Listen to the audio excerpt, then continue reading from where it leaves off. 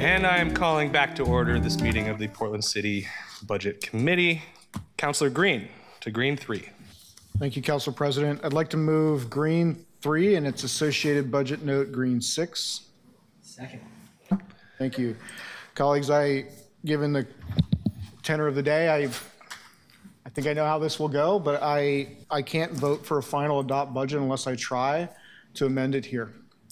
And this amendment is much simpler, I suppose, than some of the others that I proposed, but this just simply cuts $1 million from the budget in IRP for sweeps, and it seeks to redirect those monies to invest directly in public sanitation programs like litter collection, tent side waste collection, basic hygiene programs like public toilets, free showers and free laundry, and then workforce development programs that provide low barrier opportunities for stabilization and earned income. I know we do some of this already, but we don't do enough. And I gotta say that if you look at the last several fiscal years of data, and you look at the budgets that we adopt both a dollar amount for sweeps, and we also adopt a sort of target number of sweeps.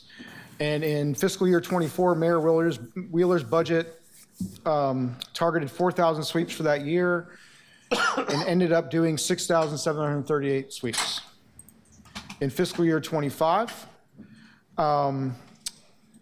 that same target was overshot, getting to 8,303 sweeps. So we are doing far more than we budget for, and to no effect. And so it's a waste of taxpayer dollars, but more importantly, it just moves people around the city and takes away their shelter. When I talk to the folks who are doing the outreach work in Southwest Portland, it's a group named Southwest Outreach. It's a bunch of clergy members, people who've lived in the neighborhood for a long period of time. They go out and they do direct outreach with the folks who are impacted by this work. And what they hear from those folks is that the intensity and pace of the sweeps that they've experienced is at an unprecedented level. And it's causing them terror, fear, and many of them who they've been able to have a connection and a relationship because they grew up in Southwest Portland, they are now harder to find. They're going deeper into the forest. When I met with the Village Federation, they tell me the same thing, that they're scared. That their meager belongings are going to be taken away again, that their tent is going to be removed from them, and they're looking to go even deeper into Forest Park this year, which, going into one of the hottest and driest summers that we'll probably have on record in the city of Portland, the idea that we're going to drive people into the forest because of the aggressive pace of these sweeps introduces a pretty, I think, an unacceptable fire risk. To no effect. And so I'm going to share my screen briefly, and I'm going to show you some statistics. This is from reporting by the Oregonian. I can't remember the exact date, but this is based upon downtown clean and safe data. And the quote in that article said that despite the mayor's assurances, more people than ever are homeless in Portland. And so while it's true that there are fewer people in tents downtown, there's 76 fewer people in this reporting period, there's an increase in the number of people sleeping downtown without tents. And there's an increase of homeless people downtown by 337. And so, yes, we have done a lot of sweeps, and we have cleared a lot of campsites. So we've cleared out the sort of difficult to look at signs of visible poverty in our central core. but we've not solved any problems. And in fact, what we've done, we've just taken away people's barrier between the elements. I know they could go to an overnight shelter, but there's a lot of reasons why people can't or won't. And it's really, really hard to make that connection if you continue to take away the little bit of stability they have. The opportunity that they might be able to get a night's rest and think about, maybe tomorrow's the day that I can go out and try to get my ID cards replaced. And I can go out and try to connect with folks and get to a different place in life. And so I'm not proposing a defunding of the sweeps program. In fact, we're required by law to do a certain amount of these with the Tozer settlement, which runs through 2028. But that contract, that settlement with the city of Portland requires that we spend no less than $3 million per year on that in this fiscal year. The budget that's proposed exceeds that, and what we dealt with in the fall TAO last year was a situation that if we did not approve a budget ordinance adjustment that approved a bunch of encumbrance carryovers, that we were not going to be able to finish the sweeps for the year because they'd already blown through their kitty early in the year. And so I can't in good moral conscience vote for another budget that maintains this level as proposed without trying to reduce that level of harm by some small measure and invest it in things that provide dignity, provide an opportunity for folks to find low barrier workforce development and get washed up. So colleagues, I would hope that you would support me in this, and I'll leave it at there. Thank you, Councillor Green. Councillor Green has moved Green 3 and 6. Councillor Canal has seconded both of those. Green 3 is the amendment. Green 6 is the budget note. Colleagues, we're going to enter into debate on the amendment. I'm going to ask all of you here. You are all brilliant, articulate, thoughtful, amazing policymakers, and everybody knows that. Let's try to keep it as quiet, as minimal as possible. We know how a lot of these votes are going to go. Let's try and get through this. We have 11 more votes after this one at least. So, to the amendment, colleagues. Wow, that's particularly brief. I solved it. That's all I had to do.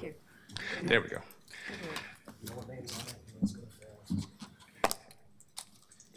Okay.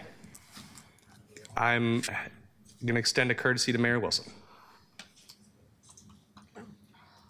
Council President, I appreciate that, and I appreciate this opportunity to talk about this program. It's an important program in Portland. It's created an awful lot of positive outcomes.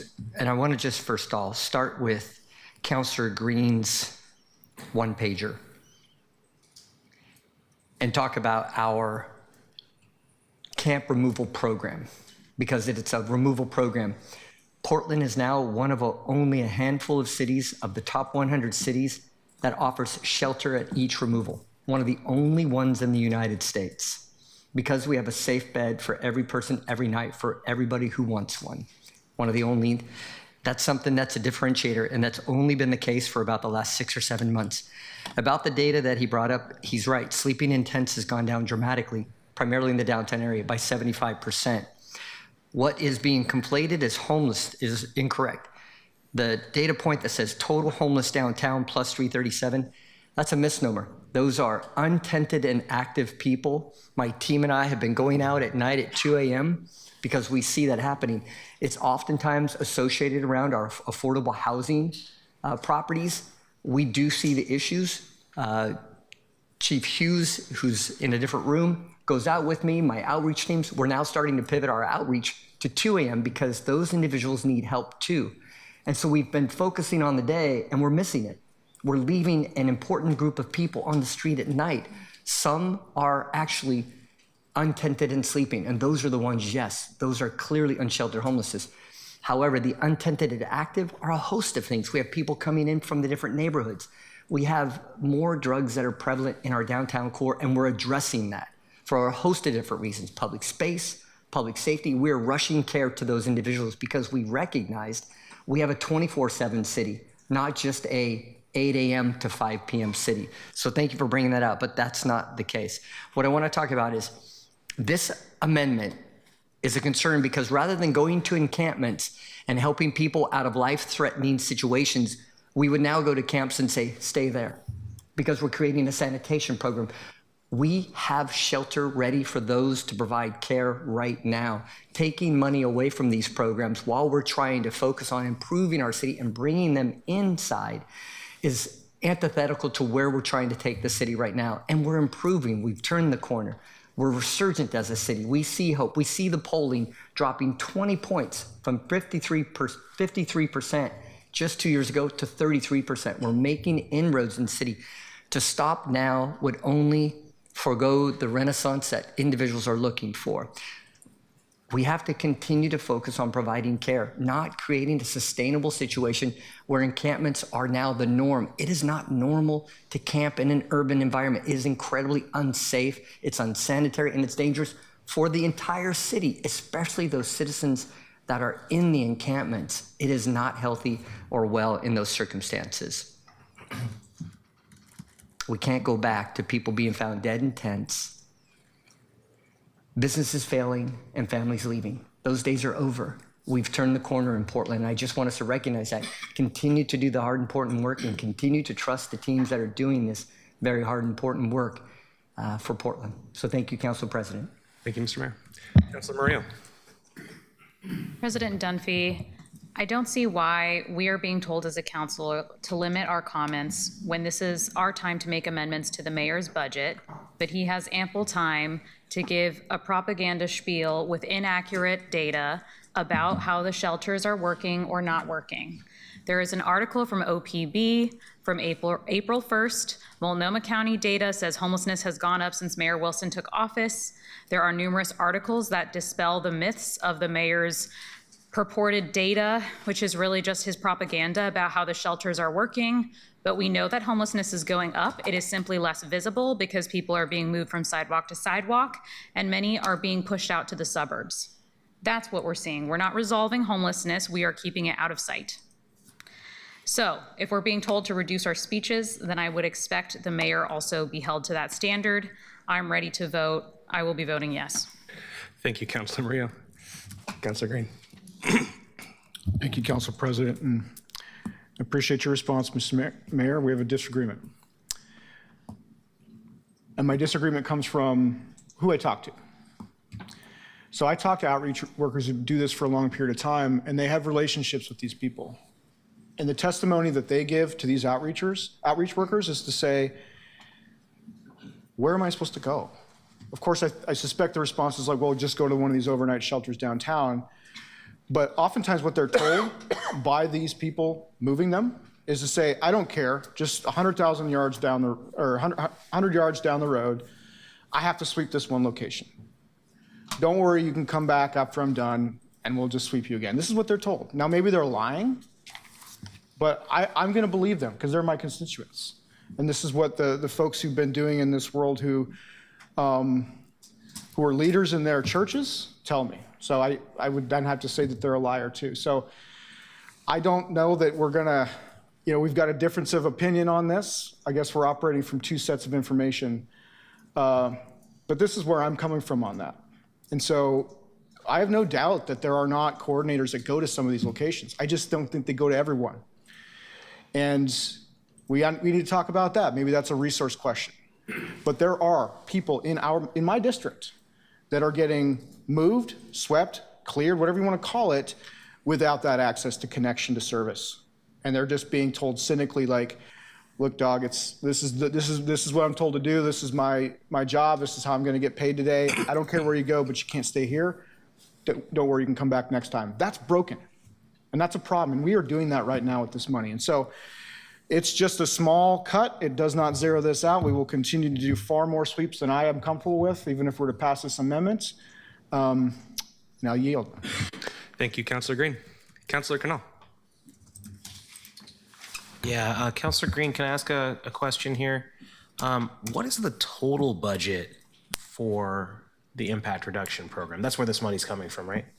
Yeah, I don't have that number memorized, but I can get that from you. We also have Portland Solutions here in the crowd. You could ask them. I think it's 14.955 million.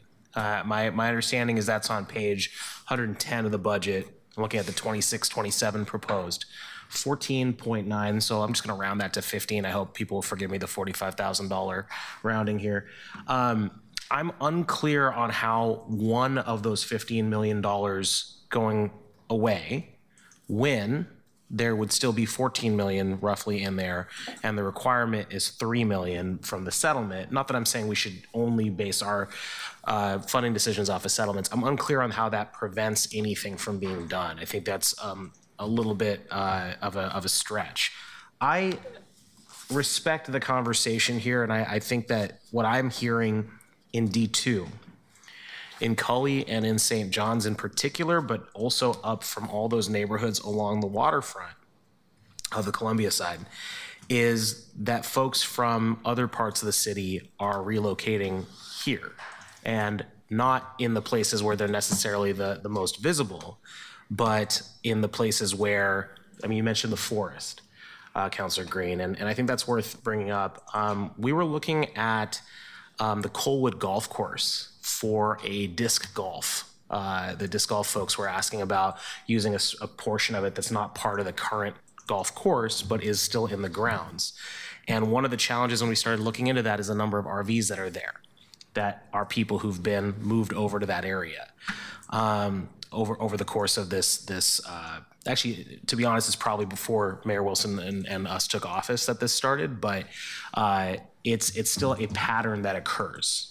And so I think what we're looking at here, and I would implore, I'm going to direct this at the colleague of mine who talks the most about the difference between outputs and outcomes, and say sweeping is an output, but what we're looking at in the data is outcomes.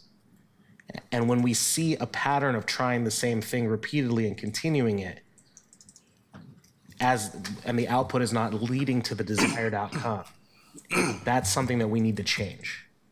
And we're not talking about a wholesale change. We're talking about 6-ish% being redirected to something that will make our streets cleaner, create more public sanitation, create basic hygiene, create workforce development. And I'll note that several of my colleagues have worked really hard to create more opportunities for workforce development in this budget. Here's another way. Thanks. Thank you, Councilor Knoll. Colleagues, seeing no one else in the queue, Keelan, can we please move to a vote on Green 3? Green 3, moved by Green, seconded by Canal. Canal. Aye. Guinea. Absent. Ryan. No. Oyamaline. Aye. Murillo. Aye. Novick. No. Clark. No. Green. Aye. Zimmerman. Absent. Absent. Smith. You miss me? Absent. What about me? Oh, wait, I'm sorry, what? You skipped that one. Sorry. Avalos. Sorry. Smith, absent. Dunphy. Aye. Oh, Point of, Yeah, I'm Councilor here. Perugini I'm is here. sorry. I couldn't get off mute. Oh, no problem. Okay. Guinea. Aye. Okay, so the amendment is approved with a vote of 7 ayes, 3 nays, and 2 absent. Can we call the roll on Green 6, the note? Green 6, moved by Green, seconded by Canal. Canal. aye. Guinea. Aye. Ryan. No. Koyamaline. Can you remind me what this the is? 6, the budget note that goes with it. Okay, aye. Murillo. Aye. Novick. No. Clark. No. Green. Aye. Zimmerman. Oh, absent. Avalos. Aye. Smith. Absent. Dunphy. Aye. The amendment is approved with a vote of 7 ayes, 3 nays, and 2 absent. Thank you, colleagues. Councilor Avalos to Avalos 4. Thank you. So Avalos 4 also has a companion budget note, Avalos 9. And so this amendment is, like I said earlier, Councilor Green and I are approaching a similar issue with some different approaches. Since, and I'm really glad actually that the last one passed. I think that's a good step forward. But Green 2 and Avalos 4 have a lot of similarities. And I think that at the core of this, I just want to start by saying I really do think it's important that as a body that we take some kind of action to exercise our oversight powers and our budgetary powers. And the way that this is structured, amendment creates a restricted reserve dedicated to homelessness system governance, regional coordination, and transition planning work. I'll also note that I think that there's efforts on the other side of the river to offer, to do similar work, essentially to start using staff time to figure out what is our plan, what is our real transition to ensuring that we're not doing duplicative work, that we are getting the outcomes that we need, that we're getting the data that we need to make the decisions so that next year's budget cycle, we're not staring down another big hole that we continue not filling by not making the hard choices of deciding what can our system afford to pay for, what's creating the outcomes that are worth the dollars we're spending on them, and how are we moving towards what ultimately is the city's job, which is making sure that we're providing stable housing for Portlanders. So the intent of this amendment is to create dedicated planning capacity to evaluate whether the city's homelessness response infrastructure is operating as efficiently and effectively as it should be, particularly as both the city and the county are going to continue to face these budget constraints, as we've shared. I think that Portlanders are asking legitimate questions about system coordination and duplication of responsibilities. They're asking questions about long-term governance structure and whether resources are being aligned toward permanent housing outcomes as effectively as possible. And oversight and accountability of the system are also being questioned as we see these stories of financial mismanagement like at Sunstone or the newly resurfaced allegations at Urban Alchemy, as we've been discussing. The budget note that's related to it adds the legislative intent, and what it essentially does is it directs Portland Solutions, the city administrator, and relevant homeless system partners to evaluate opportunities to improve coordination, reduce duplication, clarify operational responsibilities between the city and the county. And then specifically that review will include things like assessing overlapping responsibilities, evaluating shelter governance and contracting structures, reviewing cost effectiveness and housing outcome performance across shelter outreach, IRP, PMO, and related programs, evaluating whether certain shelter administration functions will be better coordinated regionally or through the county, identifying strategies to preserve continuity of services during any future transitions, and developing recommendations for redirecting city resources towards homelessness prevention, housing stabilization, supportive housing, and permanent exits from homelessness. And then the budget note establishes a timeline for council review before development of the FY27-28 proposed budget. I think ultimately the intent here is accountability and long-term system planning. I believe that Portlanders deserve a homelessness response system that's coordinated and outcome focused and financially sustainable and centered on moving people into stable housing as effectively as possible. And I don't think I stated at the beginning, this moves $1 million into this one-time funding so that we can start actually putting the money towards the work that needs to happen of everything that I described. So that is my amendment in a nutshell, and I will move Avalos 4. Do I need to move both, or how do I do that? Avalos 4 and 9? Yes, and we don't have a copy of 9. I can't, the clerk doesn't have it, and I don't seem to have it in the. All right, I'll make sure my team sends that out. Great, thank you. But Councilor Avalos moves Avalos 4 and Avalos 9. Is there a second? Councilor Murillo seconds.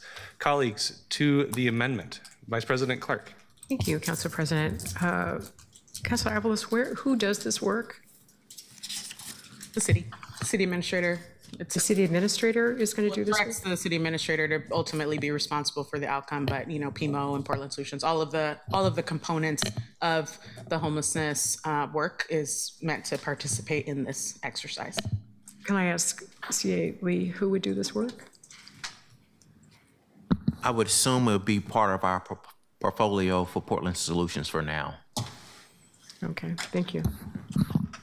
Thank you, Vice President Clark. Colleagues, any further discussion of Avalos 4 or the accompanying budget note, Avalos 9? Councilor Ryan. Yes. Thank you, Council President. Councilor Avalos, have you been in communication with the joint team that's the city and the county that meets regularly? The mayor's a part of that. Councilor Zimmerman's a part of that. I am in regular communication with all of the partners in our housing system, yes, and they are aware. Okay. I just don't like duplication of work. So this is something that's been going on for a long time, this partnership between the city and the county. And where, I guess maybe the mayor, is it Councilor Zimmerman who is on that committee? Yeah. Yeah. Yeah, it's a mayoral appointment. Okay. Did you want to add anything? Is this a conversation that's active? That's what used to take place when I was at the table. But then when there was such a lack of tolerance for doing hard work with working with the chronically homeless community and really doing that hard, messy work to help engage them into services, it just got too untenable as we went back to the status quo housing first work. Yeah. So I don't know what's going on in that committee anymore. Yeah, no, we have the homeless response system steering and oversight committee that we talked in Councilor Avalos. This is the first I've heard of this amendment, so I'm not aware of conversations with others. Well, I'm working with my partners across the river, like Commissioner Singleton, trying to, again, yes, I am aware of the SOC. That is not what this is.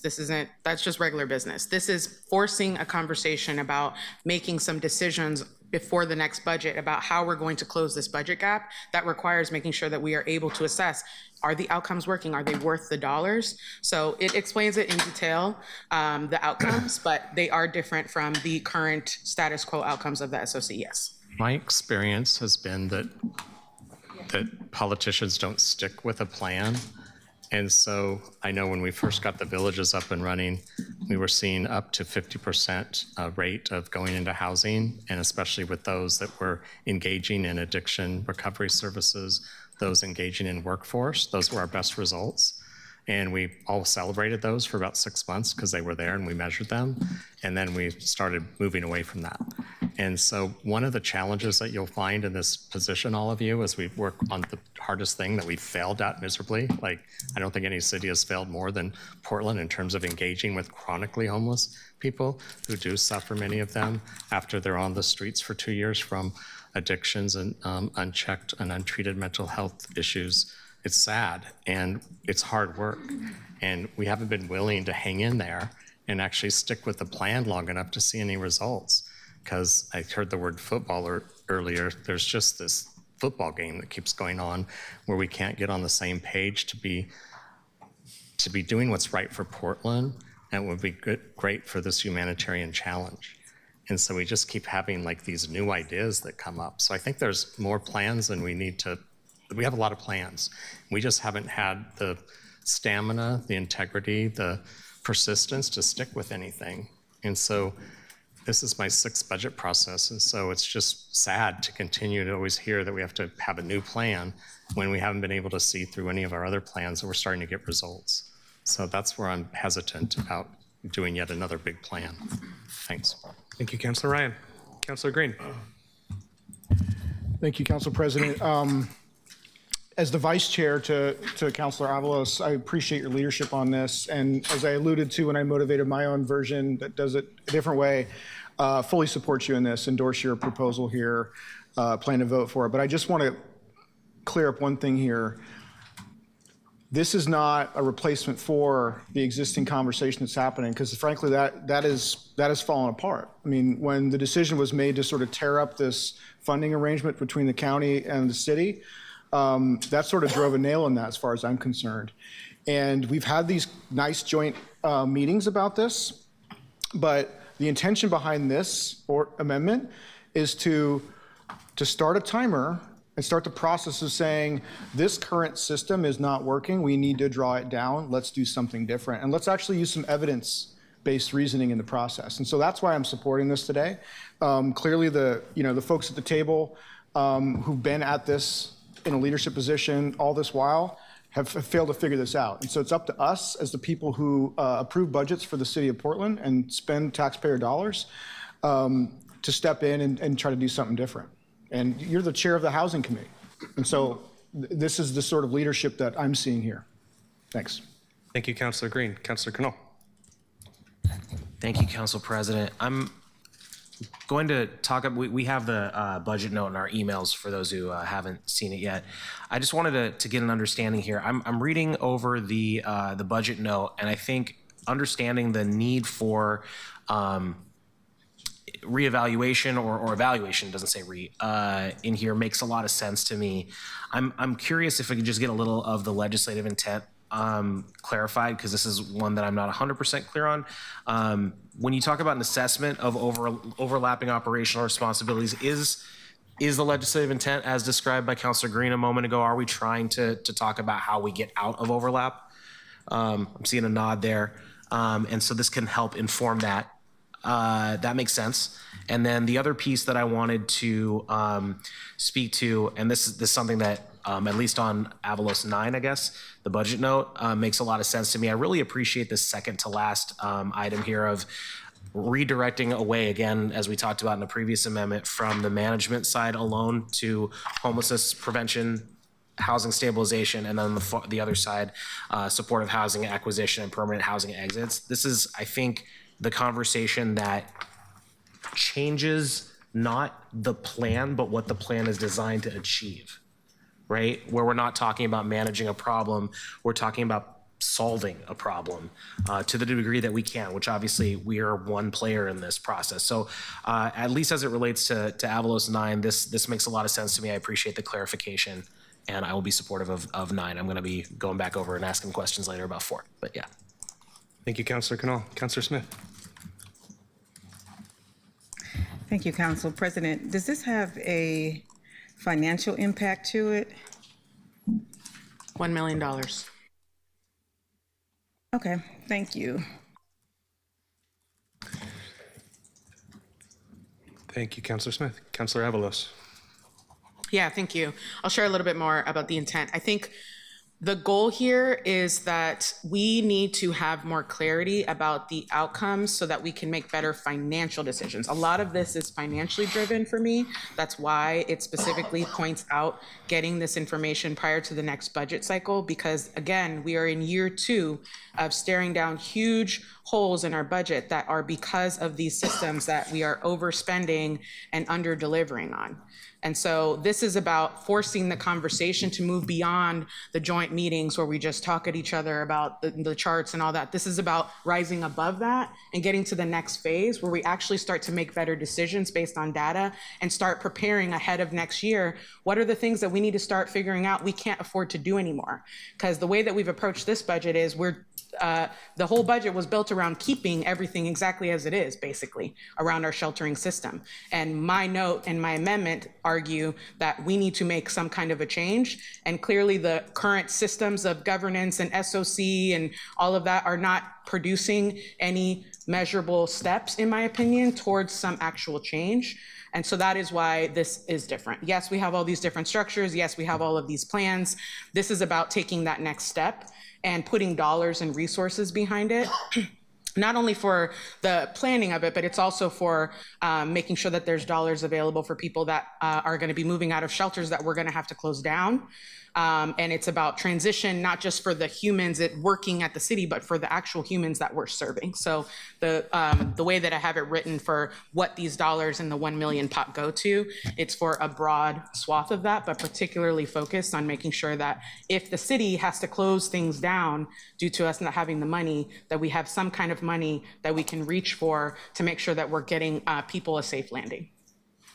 Thank you, Councilor Avalos. Colleagues, I just want to note it is 7 o'clock. We still have 10 more amendments to get to, and we are currently actually only scheduled until 9, but we are able to extend that until 10. I don't think we can extend it later than that. So, Councilor Ryan. No, thanks, Council President. I need to ask these questions. So we just took, how much did the last amendment just take out of impact reduction? Is that $1 million? Yes. Okay, and this is coming from where, this next $1 million that you want to snatch? Portland Solutions. Portland Solutions. Okay, either Skylar or Mayor or somebody, could you give us the impact of this cut now on top of the one that we just experienced?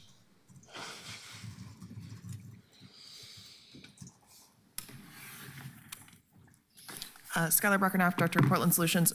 Counselor, you mean the amendment that was just passed previously? Well, yeah, there was the Okay. last one, and now we have this one. I'm Yep, just so- trying to accumulate the cuts. My understanding, so CBO, correct me, please, but Green 3, I believe, took $1 million from the IRP removal process. So the Right. removal process is about 8.2 million of the Abatement 15 work, million. correct. And so that's about 3 to 4 removal crews, essentially, is the easiest way to understand it.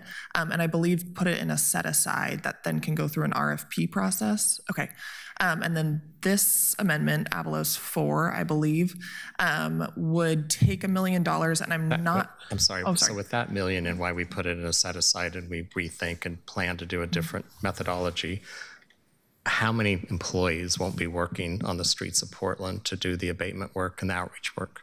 Yeah, the removal crews are about 2 to 3 folks a crew, so about 3 to 4 crews total. So Okay, so we'll be down 12. 2, 3. Yeah. So there'll be X amount of abatement work activity that won't happen, even though we constantly all get calls about people desiring to have that service done for them.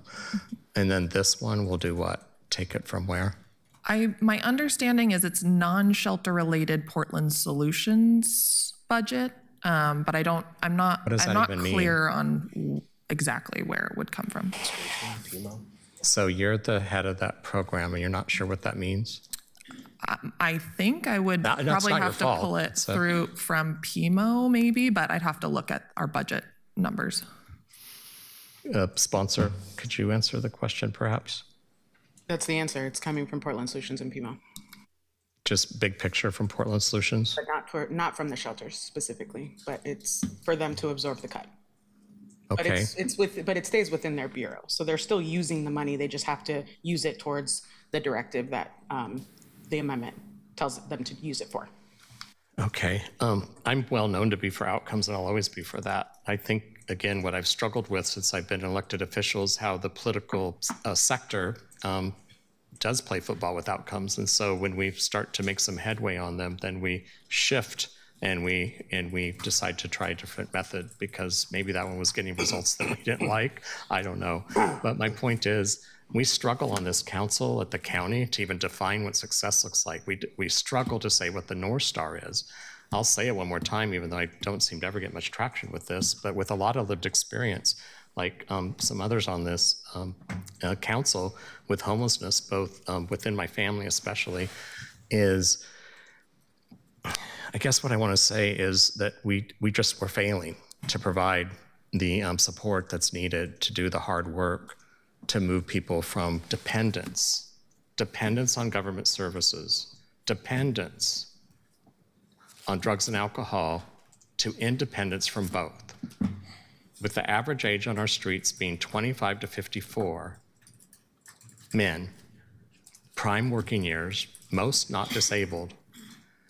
If we really wanted to find success, we'd start to help move and do that really hard work that sometimes begins with the impact reduction outreach work, try to get people into services, and by the grace of recovery, which is never linear, it's always kind of like this, for anyone that is watching that knows about 12 steps and doing recovery work, you eventually get to a place where you're stable enough to live independently.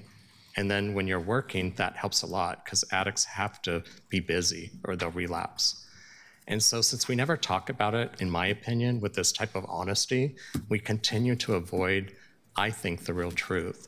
So I just don't want to sit through another planning process where we can't get to the bottom line of what's causing this deprivation that sadly has made my hometown special in this regard. When people say that the city and the county collectively are the best chief enablers to the addiction crisis that they've seen of any public system, they don't say that lightly. They say that because they've watched their friends perish on our streets, even though they've tried to do outreach themselves to help them. But we don't provide systems that allow people to move into a place of sobriety. And I just hope someday this council will have the courage, along with the county, to get honest about this problem so we can actually get to some solutions. Thanks. Thank you, Councilor Ryan. Councilor Cannell. Thank you. Director Bruckernap, when you're looking at your budget the portions of it that are not shelter, which is given what we're looking at here in Avalos 4, are they exclusively PMO, or are there other funds that you would characterize as not shelter?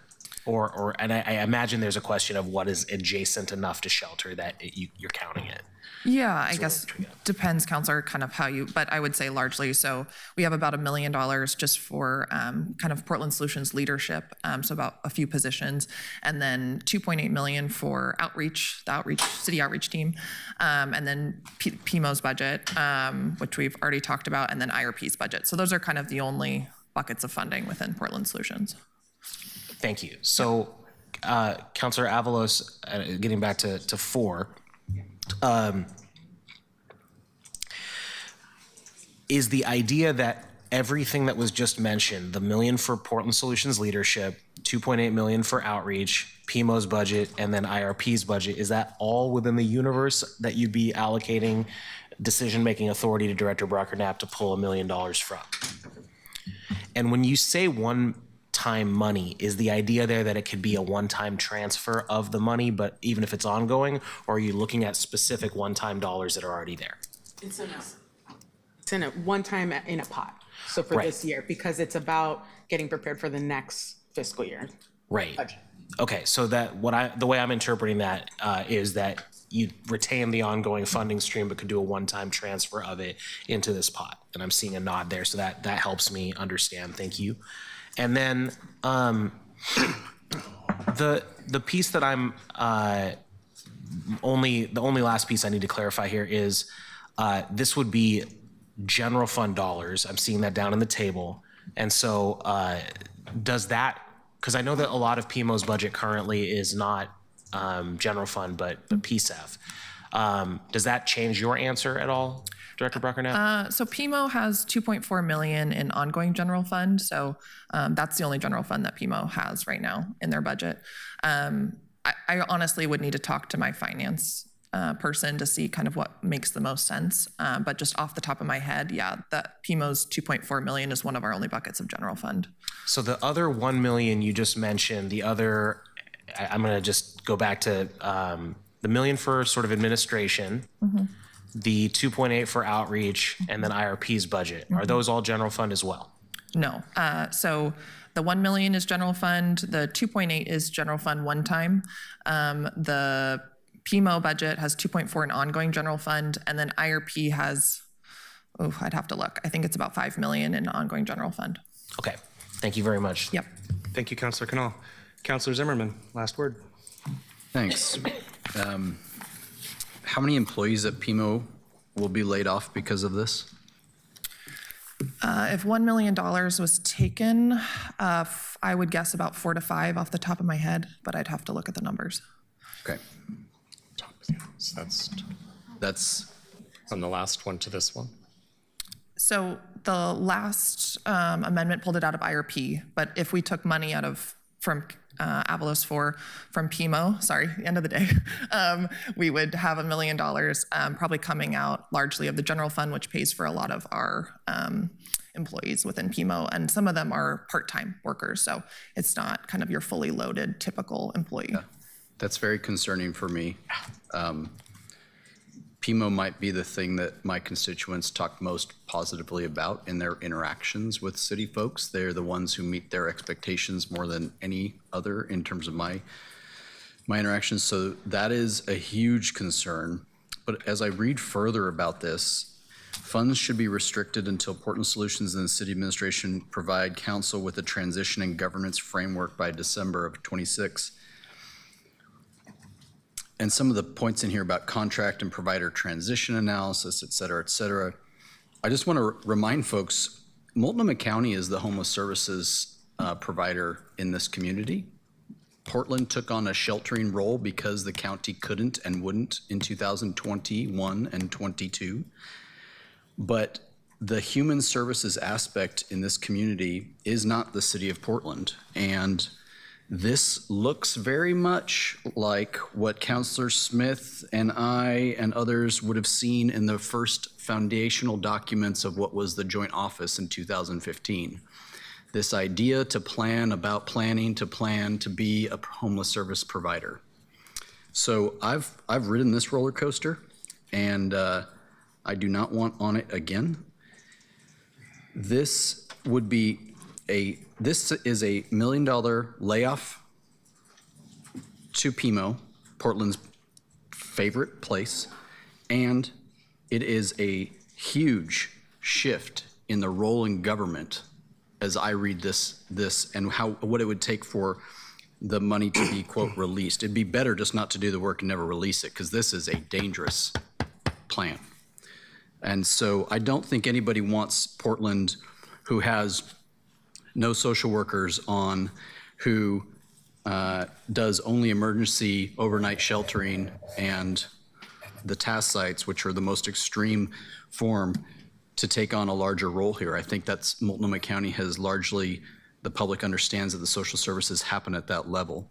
I also think that Multnomah County, again, would be concerned about this, because I'll remind you that Multnomah County, this chair, previous chairs have continually said that they are the body responsible for the transition of a person to a better living situation, but nothing stops the city from dealing with the things around the camp or around the neighborhood that can be problematic. And that's where PMO's genesis really came from, which was recognizing that something was happening in the public realm, and we needed something, a government service who could be adjacent to the homeless services that Multnomah County provided, but take care of the cleanup, take care of the things that help prevent bad stuff from happening in certain areas. And that's what PMO has been able to do, and then that's what IRP has been able to do. So this is a 1-2 punch that would very much would concern me. And I really hope that everybody does not vote to lay off those employees who I think everybody's problem solver networks in your neighborhoods would be very let down if this occurred. Thank you, Councilor Zimmerman. Councilor Avalos. Yeah, thank you. One, I purposely was not prescriptive. It doesn't have to be layoffs. There's plenty of other areas in their budget get cut from. Two, I think that the Avalos 9, I think at a minimum, I would urge that we at least pass that, because it's the intent and the money. I'm understanding from some colleagues across the river that actually there might be some resources for us to do some of this research work. And so I think the money isn't as important to me in this moment, because I think we will be able to find a way to do it without this 1 million. But I think the legislative intent is what's more important here, and what I would encourage councilors to consider, because the way that I see it and the reason I wrote it this way partially is responding to what I heard around this dais. I think everybody has said some kind of skepticism about ongoing, continuing to fund these programs without these outcomes, not understanding where the county is. That's what I heard. And so I crafted this amendment with that in mind. So the budget note to me is more important. I think it's fine. I don't need to belabor about the 1 million, honestly, at this point. I think I would much prefer that the legislative intent move forward, so that, and also I'll say, this aligns really well with the ongoing unified housing strategy work, because by the end of this year, we hope to have some resolution of really figuring out, after we've done all the digging, looking at all the PDFs, we hope to have some concrete steps going into the next budget cycle. So this is just adding another layer of making sure that we have the data that we need, because like I said earlier, there was a lot of things that we requested that we heard we didn't have information for, and I found that really troubling. So this to me is saying legislatively, we need to, if whatever information you're saying we don't have, we need to seek it out. And we need to put that in front of councilors so that they can make decisions on the next budget with that information handy. So that is the goal. I think we'll take a vote on Avalos 4, and then would we go straight into a vote on Avalos 9? So that's my pitch. I think, do what you got to do on Avalos 4. Absolutely would encourage you to support Avalos 9, though, because I do think we have resources for that, and it is time for us to make a change. And that's what I heard around this dais, and that's what I'm using my leadership as housing chair to bring this forward. Thanks. Thank you, Councilor Avalos. Seeing no one else in the queue, Keelan, can we please call the roll on Avalos 4, and then we will move to a vote on Avalos 9. Avalos 4, moved by Avalos, seconded by Mario Canal. Taking a leap of faith here, but yes. Purtle Guinea. No. Ryan. No. Koyama Lane. Yes. Mario. Aye. Novick.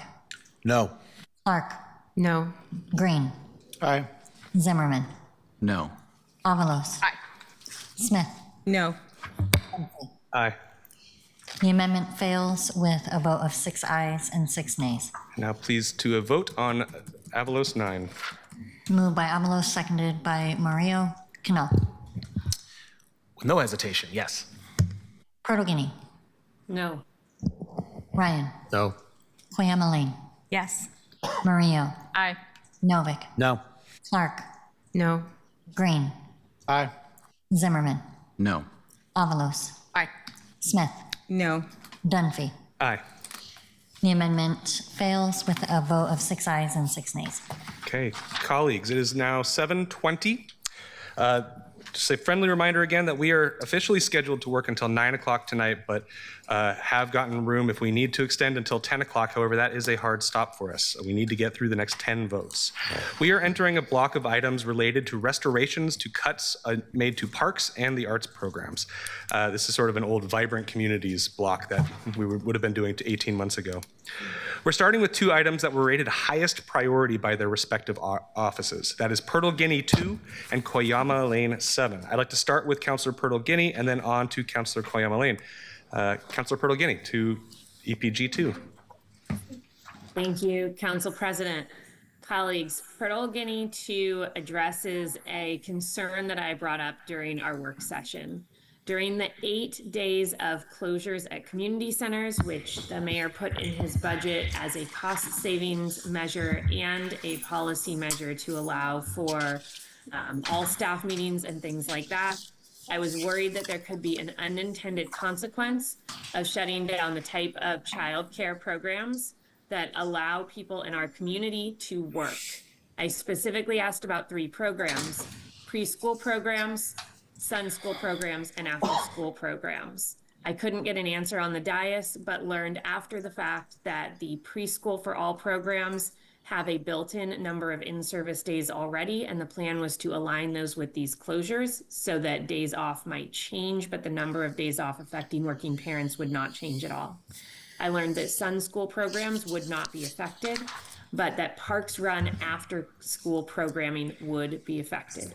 This is not drop-ins, this is not open gyms, this is just the programs that allow for oftentimes our younger elementary school students to have safe aftercare at our community centers while their parents finish their workday, similar to the type of programming that sometimes occurs at schools, but in 3 of our communities, it occurs at community centers instead. This is a $15,000 cost. In working with the Bureau Director, we were told that if we did do a pull from EMS, they would be able to absorb that so that working families can continue to have their kids cared for every day after school and not just most days after school. I would be honored to have your support on this. I think it is a huge impact for an admittedly small number of working families, but an important one at a very low cost shift for our park system. I would move Purtle Guinea 2 and ask for a second. Second. Councillor Purtle Guinea moves Purtle Guinea 2. Councillor Canal seconds. Colleagues, to the amendment, please note this is a $15,000 amendment. Can we please limit this discussion as much as possible and get to a vote? Councillor Canal. I was going to say exactly that, so I'll stop. Cool. Let's do it. Councillor Green. Yeah, support. Let's take the vote. All right. Can we please call the roll on Purtle Guinea 2? Moved by Purtle Guinea, seconded by Canal. Canal. Aye. Purtle Guinea. Ryan. Aye. Koyama Lane. Aye. Mario. Aye. Novick. Aye. Clark. Aye. Green. Aye. Zimmerman. Smallest amendment in my career, I think. Aye. Avalos. Absent. Smith. Aye. Dunphy. Aye. The amendment is approved with a vote of 11 ayes and 1 absent. Thank you very much. Congrats, Councilor Pertolgini. Councilor Koyama Lane to TKL 7. Thank you. I am passing out an update to this. There is a mistake, and I want us to be nice about it. This program offer is right next to, I won't name any names, but I want us to be nice to CBO, okay? They're working hard. They're humans, they make some mistakes. This program offer was right next to another one. They have, overlap. They both support seniors and are adjacent to each other.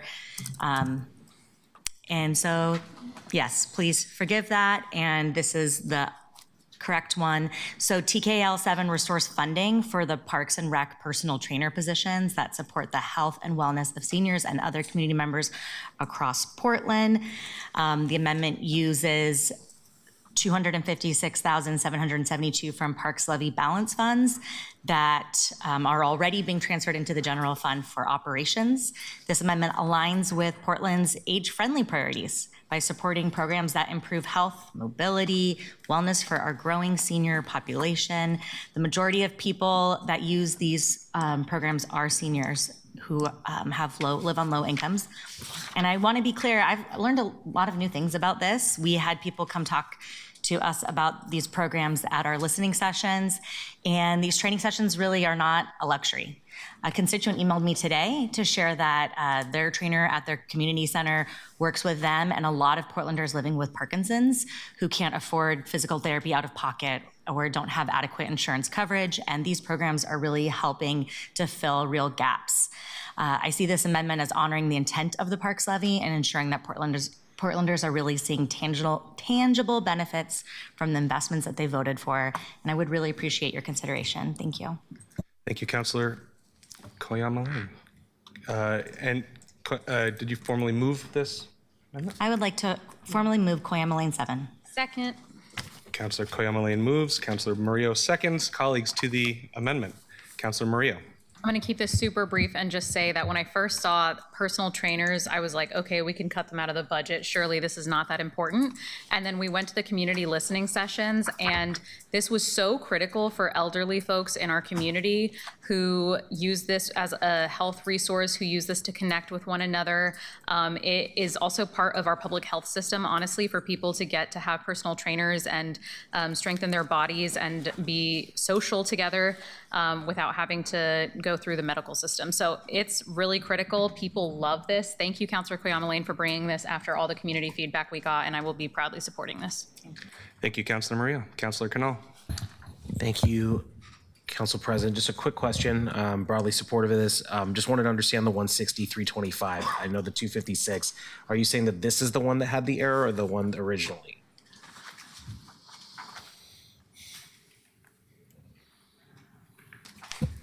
Okay. Does someone from CBO want to explain? I was just told that we caught an error and CBO had to rewrite it, but what you have in front of you should be correct. And can you speak to this, Director? And my team can also email this out too. They haven't already, it should be in your inbox. Okay, good evening, Sonia Szymanski, Parks and Recreation. I'm not with CBO, I can't speak to that, but I was gonna offer that if you could tell us the particular things that you were looking to restore, we could go work with CBO and make sure we had the right number. Okay, I'm gonna vote for it either way. I just wanted to make sure that there wasn't something we had to revisit later to true up, so. Yeah, thanks. Thank you, Councilor Canal. Councilor Zimmerman. Similar in the question, Councilor. I'm just trying to understand it. When you first said it was taking 256 from the levy. I know you have another ask for 700 from the levy, so we're getting up there. But I think the way I read it was already going to be used this year by the levy. Is it allocated from? Excuse me. Are you asking the Parks Bureau with this money just to take a different position, eliminate that, and use it for this personal trainer piece? I just want to know what the 256 was intended for. I wonder if the 256 is the old number, and that is not correct. The old number that I have. Owen, are you able to? 75. Here's someone from CBO, please. I can tell you I have a number for personal training at 160 and senior center at 40. Okay.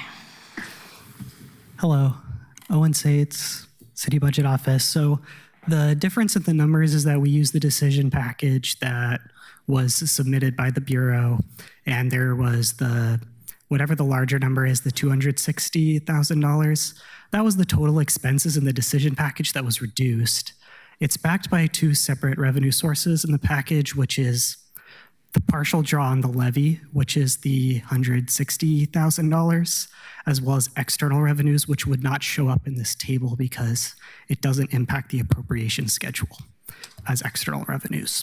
So that's the difference in the two numbers. I don't think I could have said that. And I do want to let you know that I heard a quote today. Someone said if every office in the world had an Owen in it, the world would be a better place. Thank you for all you're doing. It's a literal quote. I appreciate that, but don't know what it means. The explanation? Yeah. So Or external revenues. my question was, since it was already allocated, this is not money coming out of a contingency. What I was asking was, what did Parks have the money allocated for prior to this amendment? Because it says it's already being transferred into the general fund. Yes. So Yeah. what is this? I want to know what we're giving up to fund this. And if the math is messy, I will remind folks, we very much have the adoption process for the small things if we need things to balance and be correct, because I'm with you, Counselor. I just want to have an idea of what we're giving up. Generally, it's a draw from the levies contingency, but Claudio can speak more about what that means for the impact to the fund. Yeah, and so to be clear, I know that this was a last minute change, so I was looking at the earlier amendment which addressed senior center, the senior project. So this would, to restore this would be there, as Owen said, there's an earned revenue component and a levy component. We made the levy reduction in order to close the gap. So this would open that gap again. It would be a draw from contingency, and that would open, if it were an ongoing restoration, that would open the gap in the out years, and we would need to address it in a future budget cycle. So the narrative that said that 256 was being operationalized from the levy this year that's not correct then? Because that would tell me you're not pulling, that would say you're not pulling from contingency. It's already in the plan for this year. I have not had a chance to see this version of it, so I don't know. A number of amendments that are in discussion this year are pulling from future levy into FY27 and either asking us to manage toward it over the remaining years or reduce expenses by the time we get to the end. I don't know specifically here. Okay.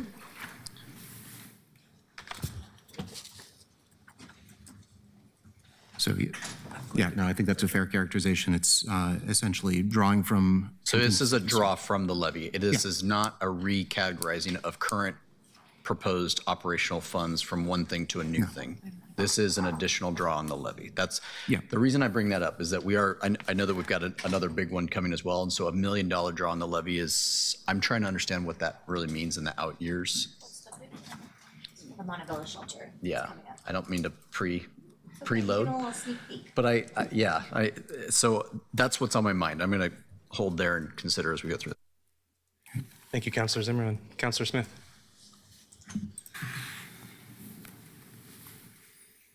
Thank you. I wanted to have a breakdown of the monies that you're requesting for the 256. Is this for how many personal trainers, or does it break down that way? Sounds like it doesn't break down that way. Okay, so we don't know how many.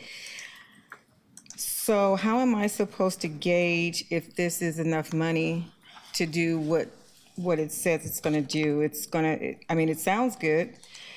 Support health and wellness of seniors through private personal training services in the fitness program. We have to have some sort of idea of how many trainers, or what is that one trainer and that's their health benefits and the like. Tell me what that looks like. So just to be clear, this is actually the restoration of decision package 26863. So all the detail is in there, but it is this is a service that's delivered through outside entities in our community centers. So I think Maximo could probably speak to more detail. We contract that out to whom? to personal trainers who deliver service in our. And so that's what I'm saying. How many personal trainers do we get? How many hours? Is this a full-time trainer? I don't know what. May I answer? Yeah. My office is looking that up right now and pulling it up, and I'll let you know. Okay. Okay. We will come back to that answer in just a moment. Councilor Novick. Thank you, Mr. President. My problem with this is, to me, it's an unfunded cut. It's an unfunded ad which cuts from something that we don't know what it is. I had a parks priority myself. I wanted to restore somebody who's being laid off, who's a botanic specialist, who works in the community gardens group in parks, with the youth conservation crew, works with schools, with teens, with volunteers. And I proposed restoring that position with cuts to the city administrator's budget because I thought it needed a funding source.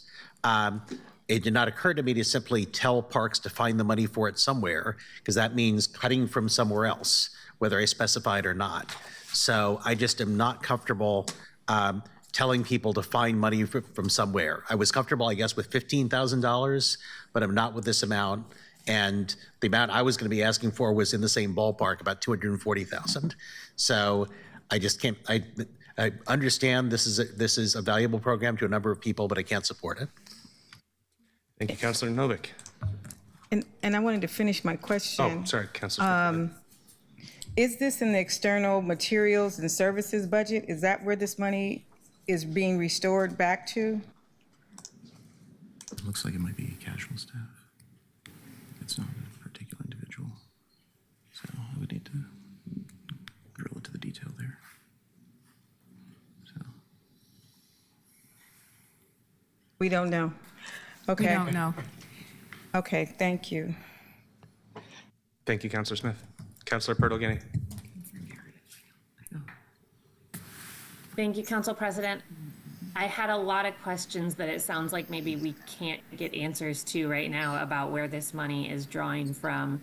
As best as I can tell, this is pulling from out years of the levy, and I just want to be clear that I am not going to support anything that draws from out years of the levy. That puts us in exactly the situation we were just recently in, of having a levy that can't fully meet our needs at the end. We have to budget responsibly.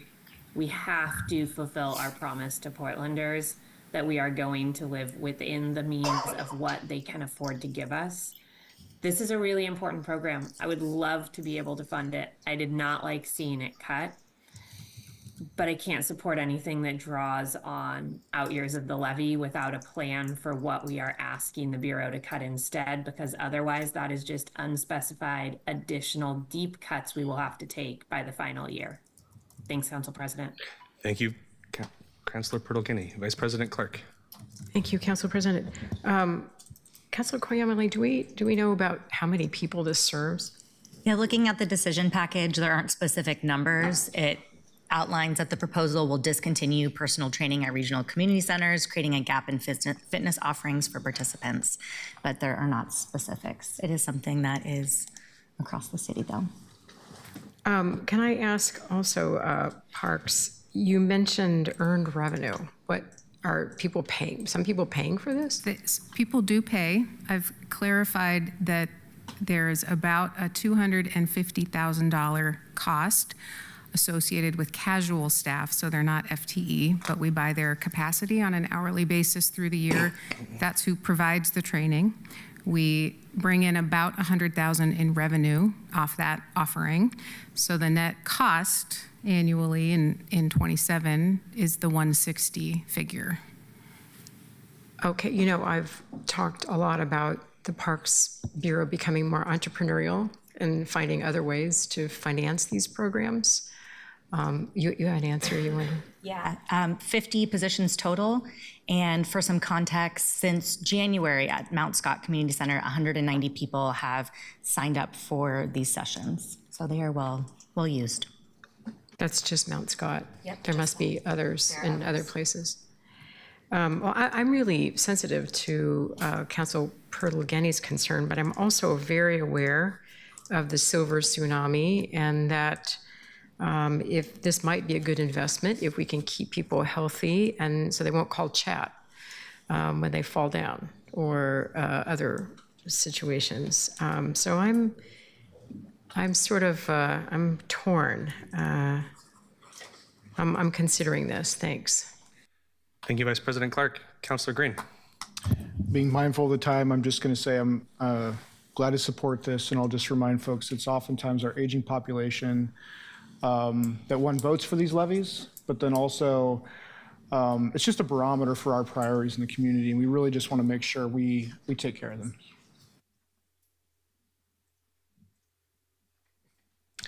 Okay, thank you, Councilor Green. Colleagues, seeing no one else in the queue, can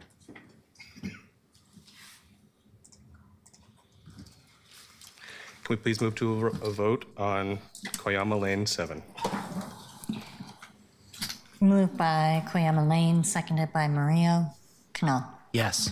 Bertle Guinea. Now hurry, run. No. Ryan. No. Koyama Lane. I am very, very excited to vote yes. Thank you so much for considering, everyone. Murillo. Yes, thank you for bringing this forward, Councilor Quaylen. Novick. No. Clark. Aye. Green. Avalos. Aye. Smith. Aye. Dunphy. Aye. The amendment is approved with a vote of 9 ayes and 3 nays. Thank you, colleagues. Colleagues, on to the rest of the parks items. We've split into arts-related, personnel-related, and infrastructure-related. I'm going to recognize myself now to move Dunphy 2. Dunphy 2, as filed, as was discussed yesterday by Councilor Zimmerman, originally envisioned going to take the $200,000 proposed for a downtown marketing initiative. That version of the amendment is available online, but I am handing out at the urging of my colleagues, I explored a different alternative funding path for this.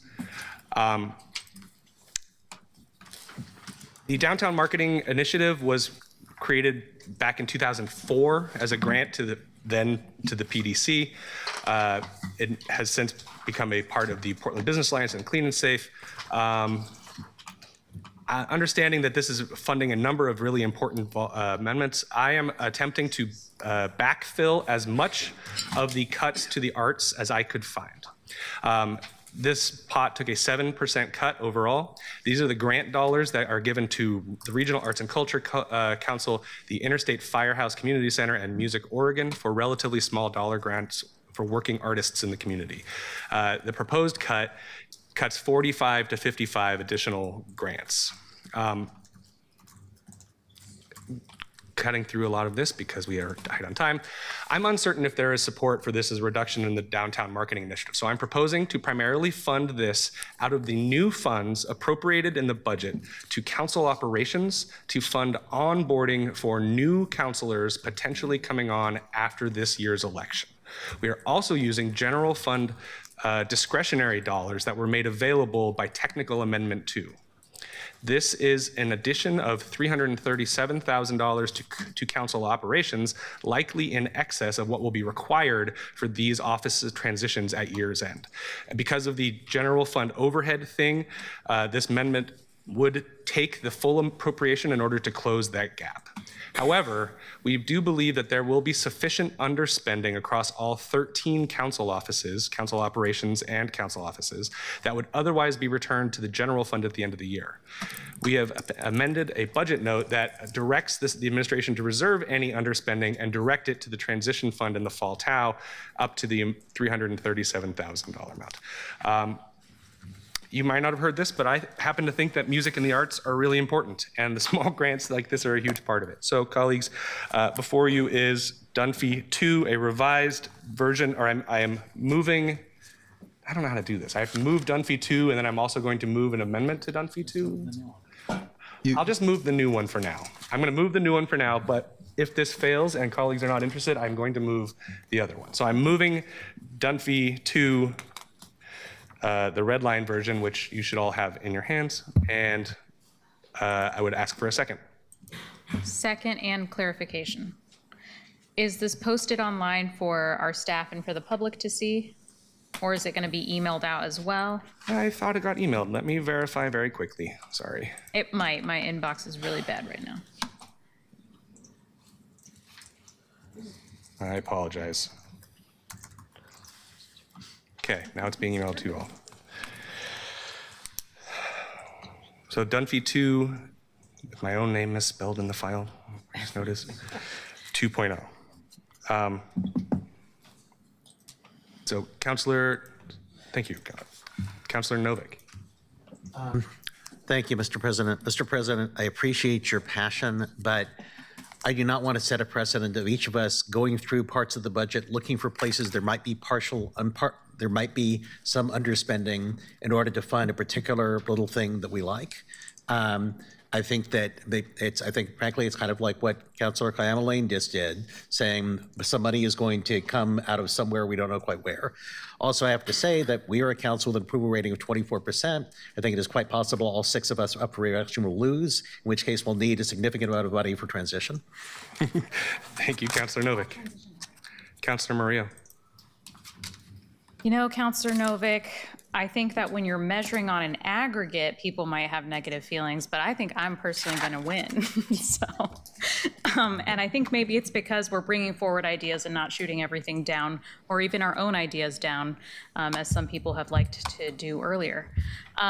Thanks for sending the email to it. I've sent it to my staff. I'm just trying to wrap my head around if you can just, in simple terms, explain where it's coming from and what it's going to. Yeah, in simple terms, this budget appropriates money to the council ops for transition in case there are new elected officials to help with that transition cost.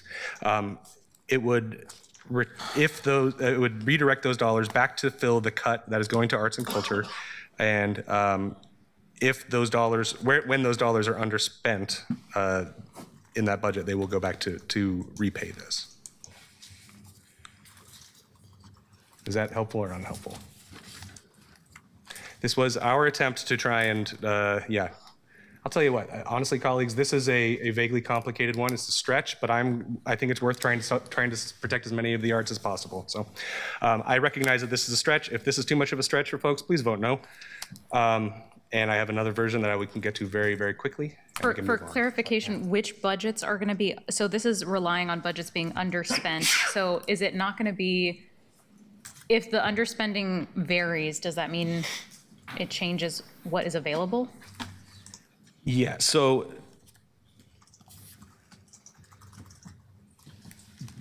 it would take it directs the administration to use any available underspending, including a projected $150,000 in underspending from council operations, to refill the transition funding in the fall TAO based on updated projections on the need for funding at that time.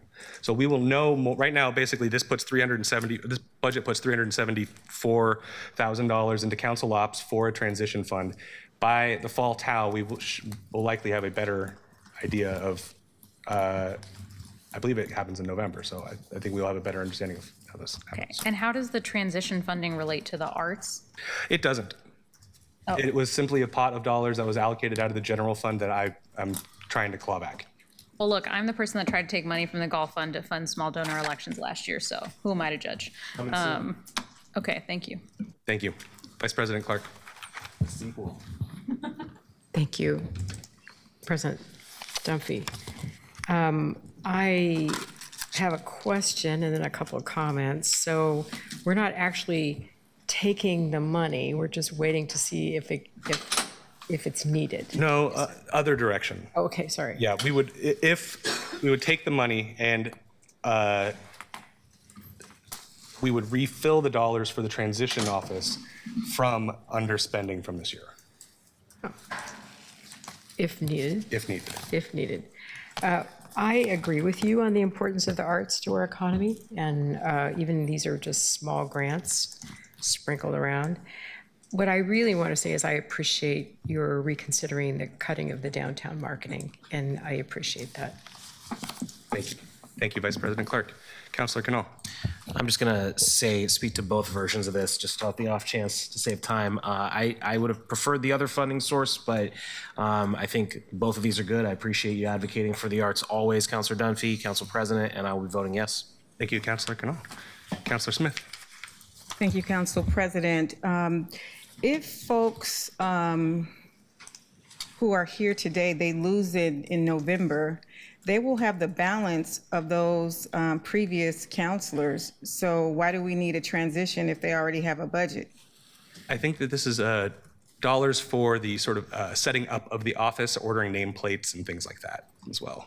$400,000 to nameplates? Well, in theory, if there were 6 offices that all got replaced, and we paid 15 grand to move some cubicles around in our office at one time. So it includes furniture, everything is in there in a transition period. So we're moving out of anything. It's all inclusive.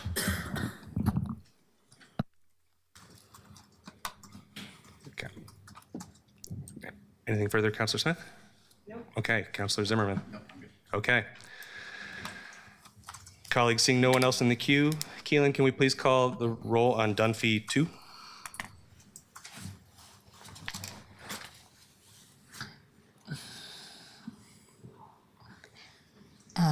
Yeah, sorry. Did we get a motion and a second on that? Yeah, if you moved, I seconded. Yeah. Thank you. Thank you. Canal. Yes. Purtle Guinea.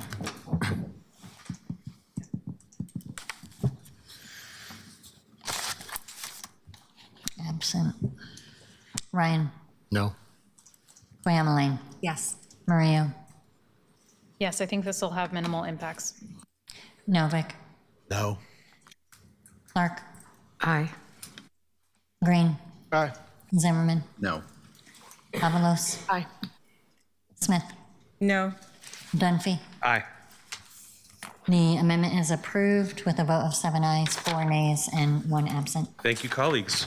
We now have 2 amendments related to, 2 amendments from Councilor Avalos related to personnel, and 1 each related to infrastructure from Councilors Koyama and Purtle Guinea. Councilor Avalos, would you prefer to do Avalos 3 or 6 next? Councilor to Avalos 3. Thank you. 1 second. All right.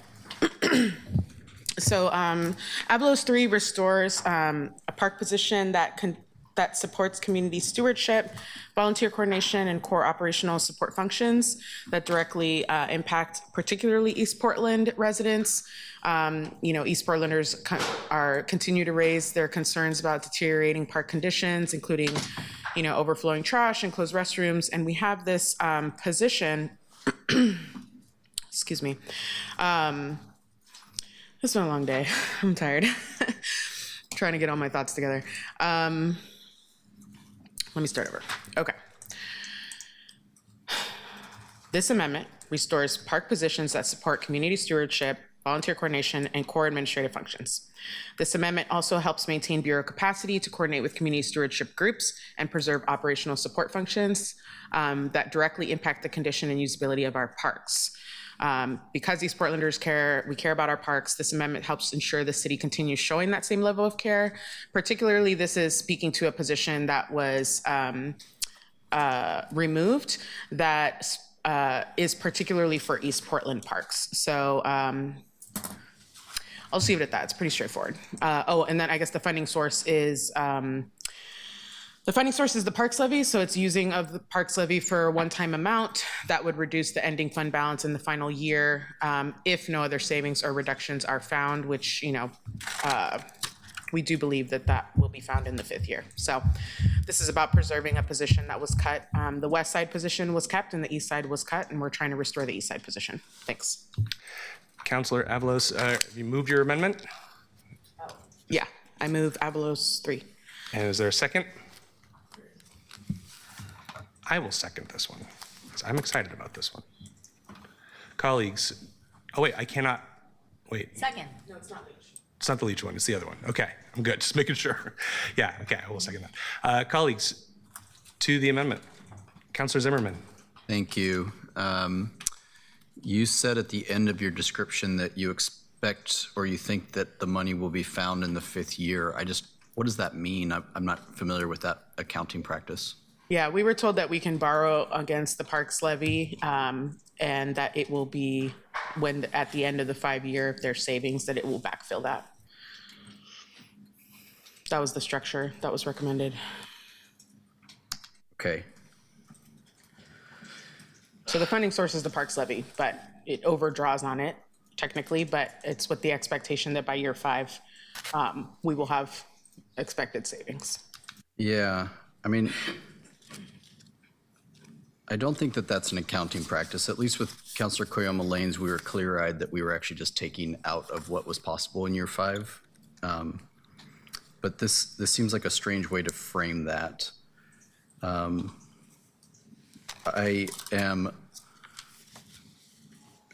frankly nervous about continuing on the levy, and I think I have another one that I'm more supportive of using it in Montevilla. And so an additional hit to that with whimsical math is concerning. So I hope that we don't dip further into it on this one. This doesn't seem appropriate. To be clear, the funding source is the same that we did for Leach earlier. So it's the same exact process that, again, we've already approved. So it's not unusual as far as us not doing it. No, it's not unusual. It's just that there comes a point, right? There comes the Parks Bureau could have spent all money this year. That could have occurred. I think that there's a method to their madness at times, and I've certainly pushed for using all of what comes in each year. But I have also bought off on the idea that they have some hope to be able to have a full value of money issue across 5 years. And so in this, it's always a question of about how much can you weather. And so that is, for me, a large calculation here. And didn't know this was coming. There are some others who have spoken to me earlier and asked for support that I appreciated. I think I'll hold there. Thanks. Thank you, Councilor Zimmerman. Councilor Ryan. Yeah, thank you, Council President. It's really pained me to vote no on some of these most recent amendments, especially the one to do strength training for seniors. It's needed in my life at the moment, so thank you for caring about elders. But the Parks Levy isn't a piggy bank, and this is all beginning to add up. I've reached my tolerance, and I saw how many were in here, and I thought I should just be consistent, and I just don't think it's a good practice, especially with the fact that I'm concerned the receipts from the Parks Levy might not be as projected. So when we keep borrowing from a contingency that is a fantasy at the moment, it's really risky. Thanks. Thank you, Councilor Ryan. Councilor Smith. Thank you, Council President. Could Director Szymanski come up? Thank you. Is this something that you're asking for, that you want back? I'll say a couple things about this. Sonia Szymanski, Parks Bureau. The 2 positions that we have had share a citywide portfolio. The majority of the portfolio of the position that is potentially being cut is East Side, but it wasn't chosen for reduction for that reason, nor is it precisely even split, East Side, West Side. Mm-hmm. If the position remains cut, which we're planning toward, we have a lot of capacity all around the Bureau to do volunteerism work. And I'm very personally committed to making sure that our friends groups and our partners, particularly on the East Side, particularly in District 1, don't feel a drop off. Yeah, I'm concerned about the drop-off of East Side services on every level, our public service districts, and I don't like to mix and match, but we have not talked about getting those PS3s back, and they were totally cut. That's 37, and I think that this is not the answer to it. It's only $256,000, but I was just wondering if this is something that you're that you're needing? And if we don't have this, and you've answered the question, if we don't have this position, you have others who are going to do the work. Okay, so you're planning for that right now. Okay, thank you. Thank you, Councilor Smith. Councilor Avalos. I mean, I think it speaks to what I've been saying. I mean, I appreciate your offer, but you're saying you have volunteers and all of that, but East Portland doesn't have those kinds of volunteers. That's what I've been saying about parks. And so I don't think that's an adequate answer or an adequate reason to not support this. Also, we could have easily cut the West Side person, but we cut the East Side person. And this is what I'm constantly bringing up. So if we had enough to spread around, why did you have to cut the East Side person, right? I'm not saying you specifically. Yeah, I think that this is about restoring capacity in East Portland where volunteer capacity or otherwise is not really as readily available. And we always ask East Portland to do more with less. We say, oh, well, we're cutting your position, but we'll find a way. We'll find a way to make it work. That's not good enough. That's why I proposed this. I think the Portland levy, the Parks levy is the perfect place to take it from. And again, this is about continuing to chip away at things that serve East Portland and telling us to just get by, and that's not good enough. So. Thank you, Councilor Avalos. Colleagues, seeing no one else in the queue, Keelan, can we please call the roll on Avalos 3? Moved by Avalos, seconded by Dunphy. Canal. Aye. Portal Guinea. My tolerance for pulling from the out years of the levy is 0. No. Ryan. No. Koyama Lane. Aye. Murillo. Aye. Novick. No. Clark. No. Green. Aye. Zimmerman. No. Avalos. Aye. Smith. No. Dunphy. Aye. The amendment fails with a vote of 6 ayes and 6 nays. Thank you, councilors. Councilor Koyama Lane. Do I have Avalos 6? I'm going to come to you after this next Can we one. just get it over with? I mean, it seems clear where we're going. This is another position, it's the exact same thing. Sure, let's just note that bust it out real quick. we pulled, Councilor Portal-Guinea says her tolerance is 0, but we already pulled from the levy with Leach. So we've already done that. That was the technical amendment. It was a technical amendment at the top. So we've already done that, so I don't think that's a good enough excuse, but let's just get this over with. And so that everyone can see that we don't want to support the East Portland Parks positions. Great, let's show it. Call the vote. All right. So, Councilor, are you moving Avalos 6? Correct. Let's call the vote. Councilor Avalos Second. And Councilor Murillo seconds. Is there any discussion? Can you read what it is before we take the vote? Avalos 6 is similar to Avalos 3, same source, same idea, but it's a different position. Particularly, it's somebody who we've been working really closely with in our office, the last person as well, Malcolm Hoover in the Parks Bureau. He recently just did an amazing program for us in East Portland, connecting East Portlanders to Forest Park through a program that he found his own way to get resources through ODOT. He's been incredibly resilient working in East Portland, and I think it's a shame that we're cutting him too. So I'm trying to save both of these. Malcolm Hoover, yeah. Yeah, I know. Yeah, it's a bummer to lose these two people who we've been working with in East Portland to preserve and give access to East Portlanders to all of our parks. Particularly, the program that he started was Creates Workforce for young people, because it has young people helping shuttle East Portlanders to Forest Park. They do a program where if people, for example, are afraid to go to the park by themselves because they fear religious persecution because they wear a hijab or any other kind of thing that they fear, these young people accompany them and help them enjoy our parks. So this is a position that's been working with East Portland very closely, and I don't want to see his position get cut. So that's why I'm proposing it. It's the same method as the last one. Thanks. Thank you, Councilor Avalos. Councilor Canal. Thank you, Council President. I did community engagement at the city. I think it's important. I think this work is represented by CPPW now, and we've talked about the needs there. But as a counselor and previously as a person who worked in the same field, I have rarely met anybody who even comes close to the level of access provision specifically for Black and Brown Portlanders as the person in this position right now. Not just on their day job, but throughout 24/7.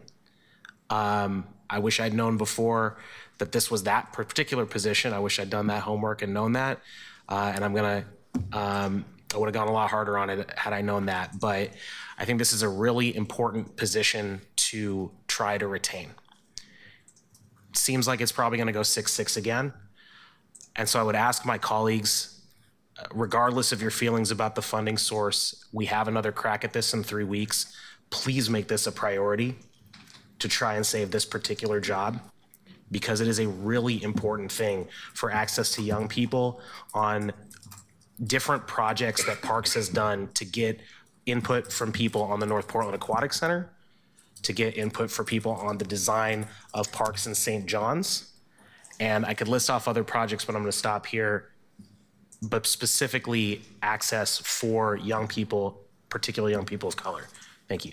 Thank you, Councilor Canal. Apologies, I have to make a correction, my Councilor bad. It actually is from the general fund contingency, not the Parks levy. We changed the source for this one. Thanks. There you go. Okay. Thank you, Councilor. What's from general fund? It's from general fund contingency, not from the Parks levy. Out years. Okay. Councilor Ryan. Director Szymanski, could you come up? This is getting really kind of weird. So we're now talking about individuals, somebody that I've had an opportunity to get to know. Of course, I don't want Malcolm to lose his job, but it's getting so personal right now. And so you're the leader of Parks, and you get to make some decisions, right, on how you want to use personnel in putting them in the right places so that they can succeed. So I think we're talking about a role, not a person, right? I mean, I just think it's odd that we're getting into personal names of people that are on the, that we're talking about at this moment in amendments. I'm not used to a budget process where this body gets this deep into the micro arrangement of your, but this is such a micro amendment, and I'm just startled by it. I know if back in the commission form of government, we would have worked this out and we would have had dialogue about it, and we would have been able to make some strategic decisions.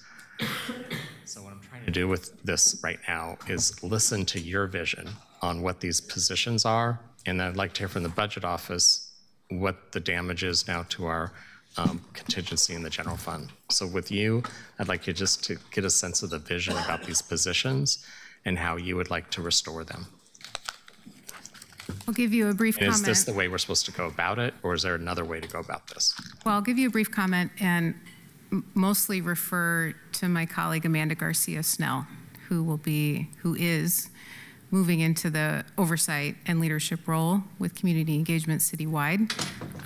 Her vision is the one that this team will be supporting through Parks and Recreation, I anticipate, going forward.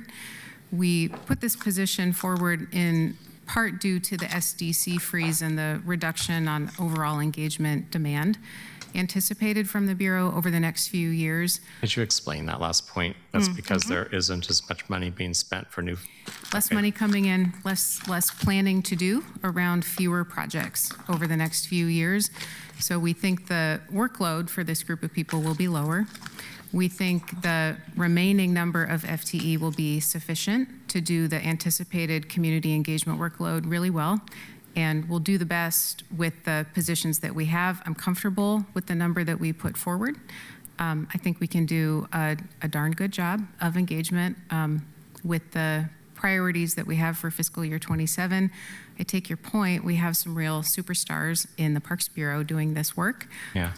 And I'd prefer, as would you, not to see anyone laid off. But again, we're comfortable with what we put forward. That was helpful. Thank you. And now we're chipping away at contingencies today, so I just wanted to hear the update.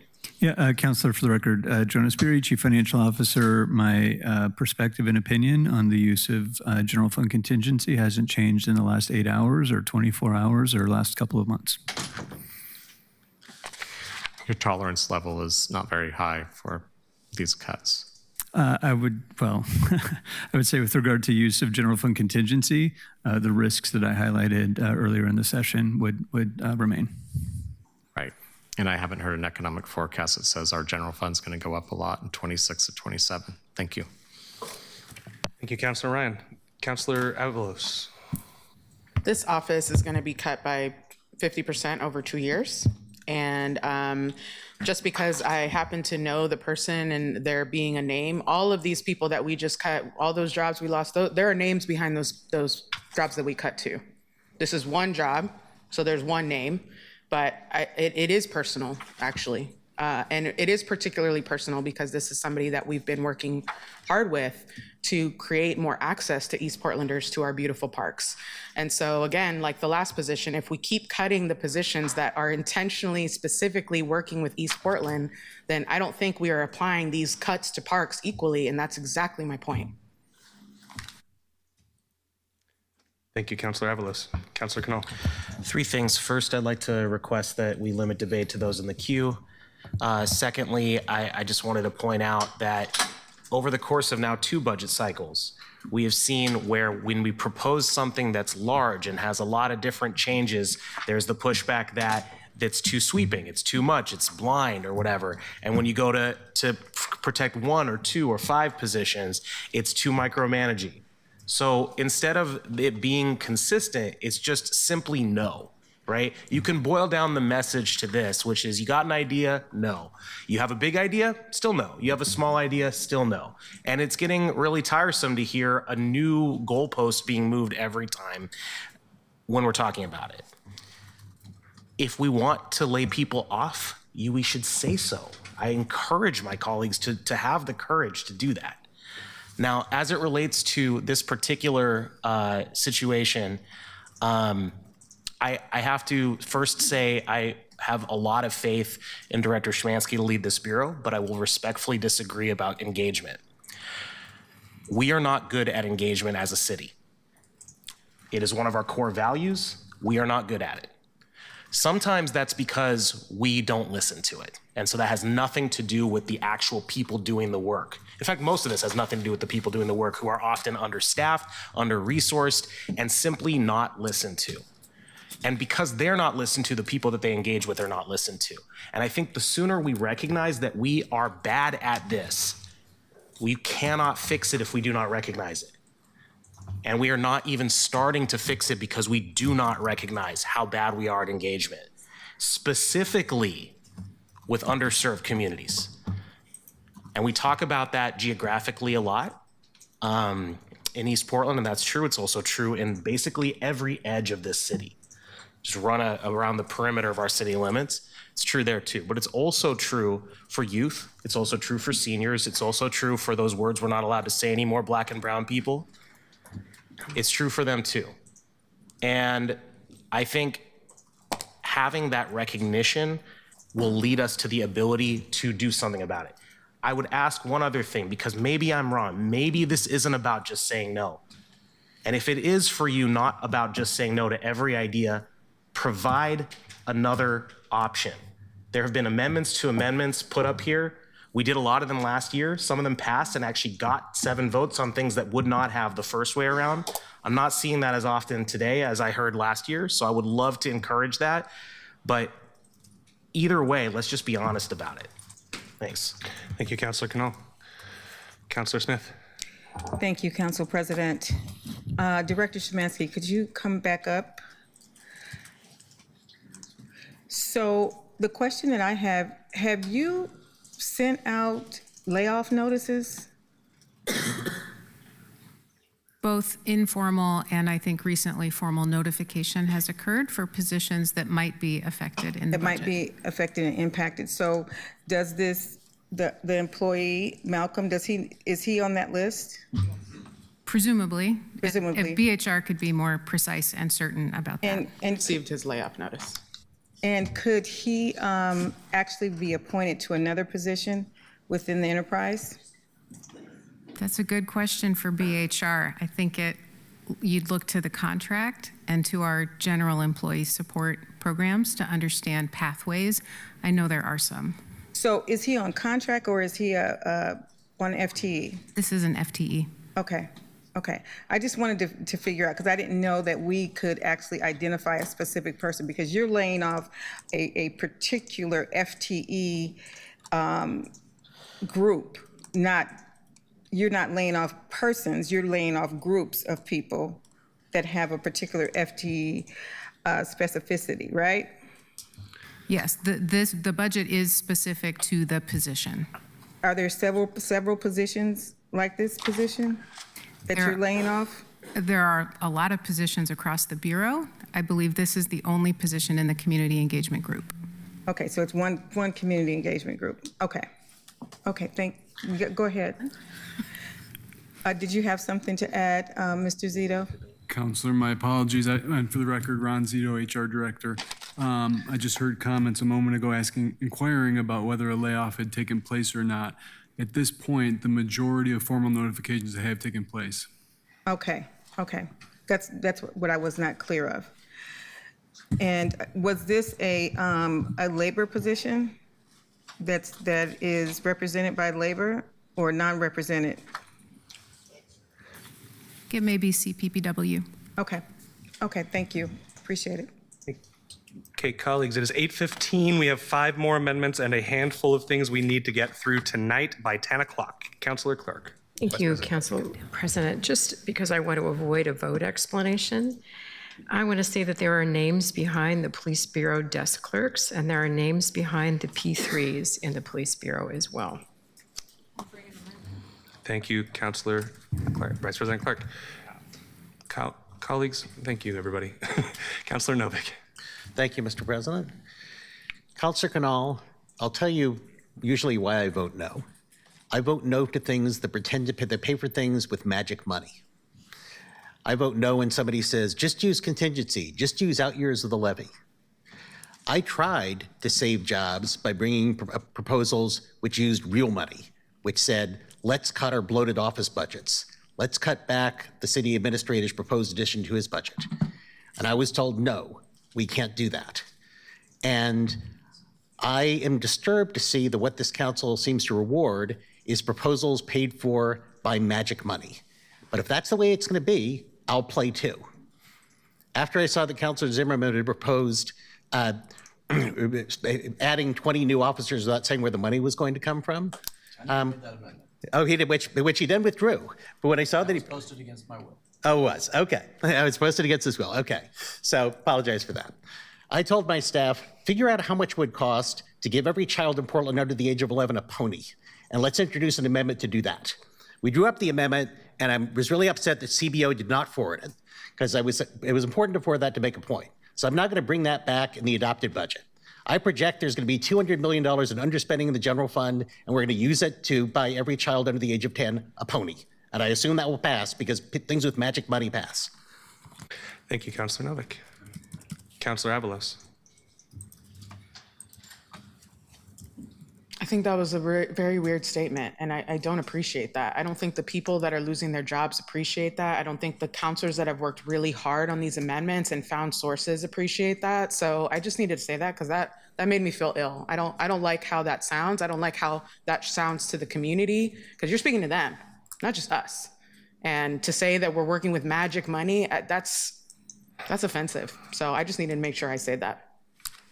Okay, colleagues. It is getting late. It is 8:20. Everybody is grumpy. Everybody except for Councilor Zimmerman is grumpy. And I'd like to move forward towards to a vote. Seeing no one else in the queue, can we please call the roll? This is roll call for Avalos 6, moved by Avalos, seconded by Murillo. Canal. Aye. I can't hear you.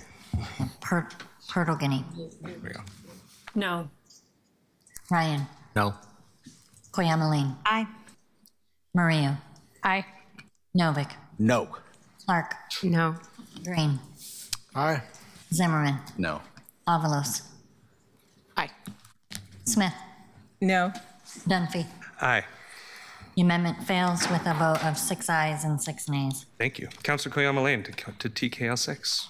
Yes, I will do this as quickly as possible. Okay, here is a handout that Reverend Sarah Fisher gave us, brought it back for you.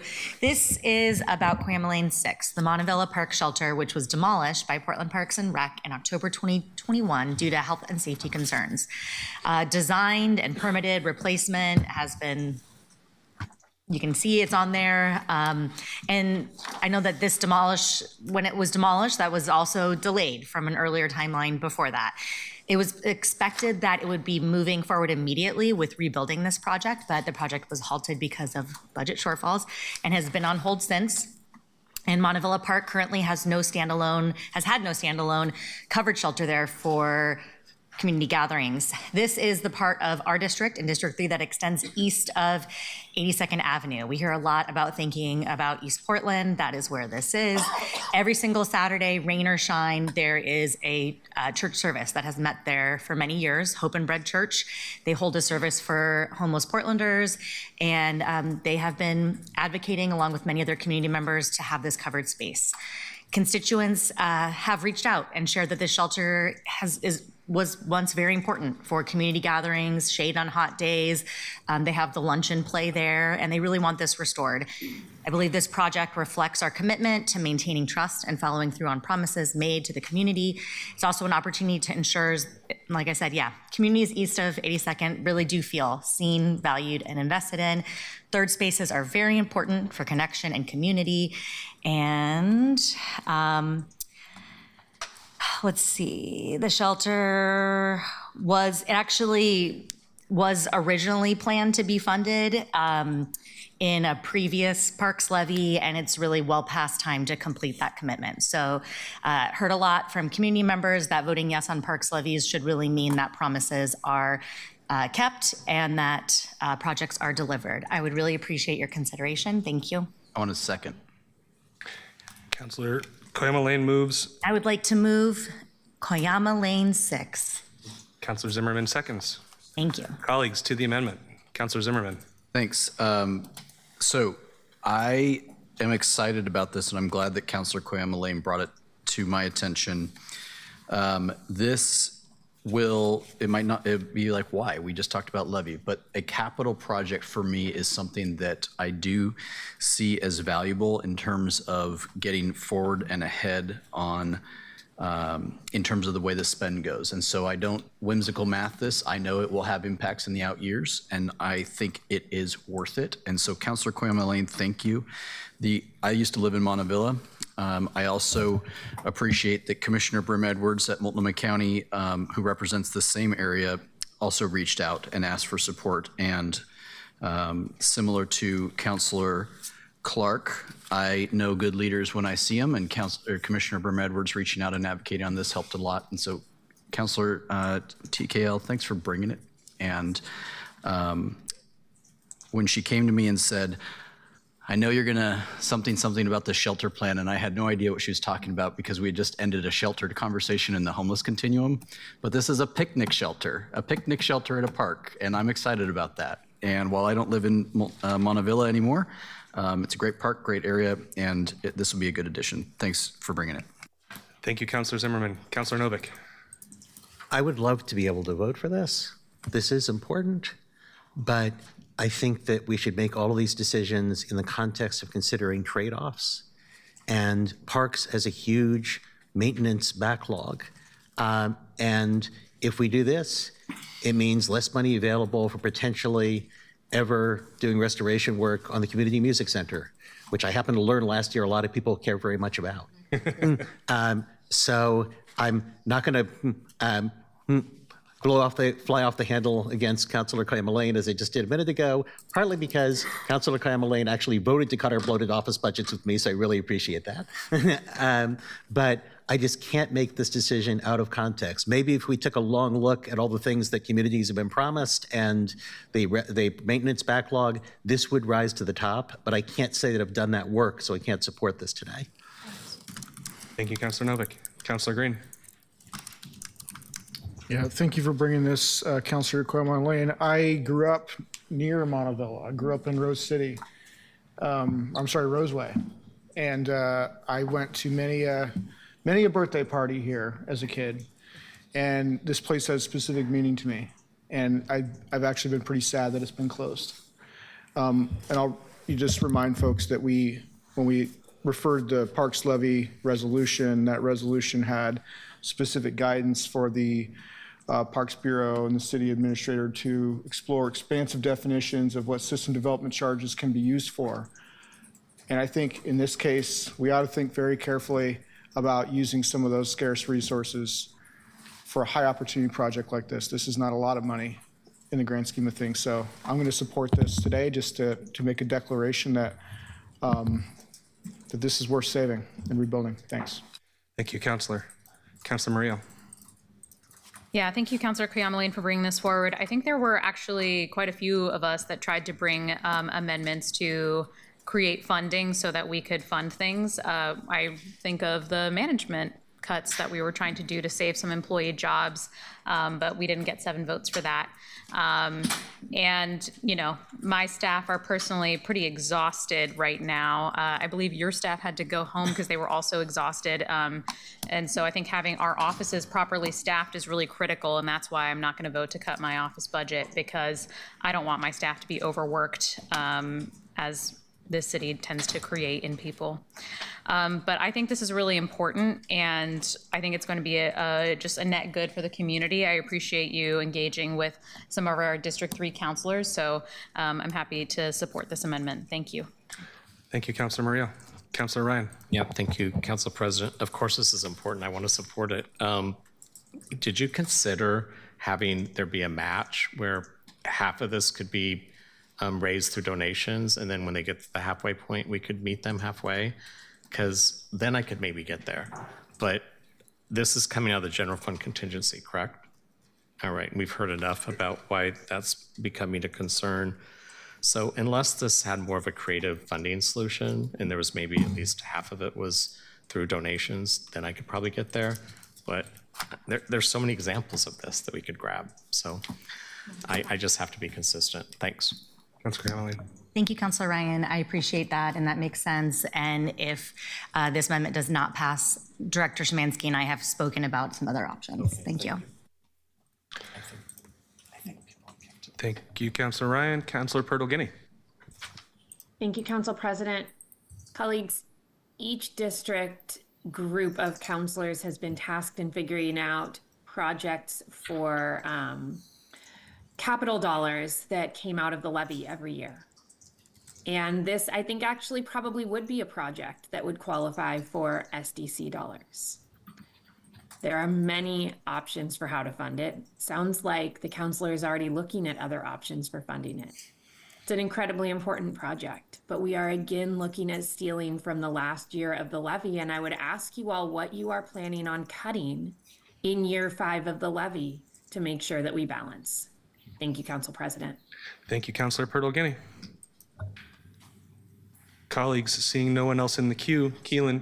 Oh, Councilor Canal. I just have a quick question. I apologize. Are we taking it from general fund contingency? Are we taking it from the out year of the parks levy? Or is the idea that it's both because we're taking from general fund contingency with the expectation of using the out year money from the levy? It's just general fund contingency. So then why are we keeping on hearing that we're taking from the out year of the levy? Okay. Okay. Where's Ruth? Thanks. I just No, saw I'm her. good. Okay. Okay. Keelan, can we please call, oh, Councilor Novick. My mistake, Councilor Canal and Councilor Quayama-Lane. I thought that this was coming from parks operating funds. If it's coming from general fund contingency, then I restate all the good concerns that the CFO has raised about that previously. Okay.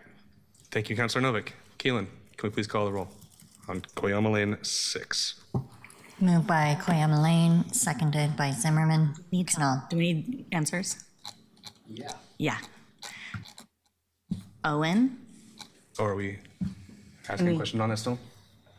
I missed that, I'm sorry. How do we not have someone from CBO? Sorry, was there a question, Councilor? I thought this was going to a vote. I apologize. Quayama-Lane 6. Can someone please explain how it's funded? My understanding from the way it's written and been moved is that it would come from general fund contingency. Not from the levy.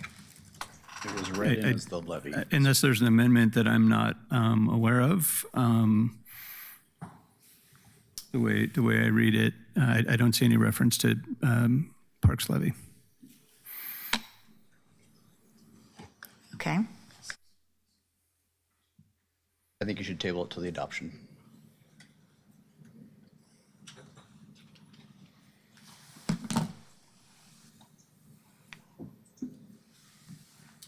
Ready to move forward with the vote? Oh, Councilor Smith.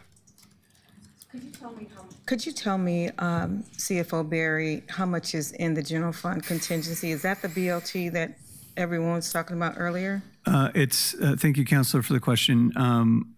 I believe, and I think Ruth maybe just walked in the room, so it's separate from the BLT reserve, which is sort of carving off a piece of what would otherwise be in contingency into its the BLT, a separate BLT reserve with sideboards. And Ruth, thank you. I don't know that the dollar amount of is the remaining contingency. Yeah, sorry to be a little late. So this is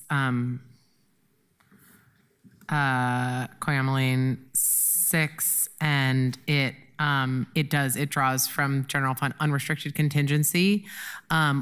There is a total of just over $4 million in general fund unrestricted contingency in the budget. We added 1.025. So it's the ongoing amount there is 3 million. In the mayor's proposed, we added 1.025. So now it's 4.025. So this would draw 755, and I do not believe The one-time only? of the one-time portion. That's correct. Okay, yes. perfect. Thank you. I would like to move to table this. Withdraw or table? Let's bring it back in the adoption. You can just withdraw and you can bring it So back. withdraw it. Okay, I'd like to move to withdraw this. Okay. Councilor Coyameline is going to withdraw this. We can bring this back. This is certainly less than the 10% threshold, so we will come back to this when we get there. Thank you very much. Councilor Purtle-Guinea to EPG 3. Thank you, Council President. Colleagues, we were supposed to get a report last week detailing what the cost would be to reopen the pool at Columbia Park. This is a pool that was closed quite a few years ago at this point. It was closed because it needed repairs. Those repairs did not come. The pool deteriorated. Parts were taken from the pool to support other pools across the city, and the cost of reopening it is now significantly higher.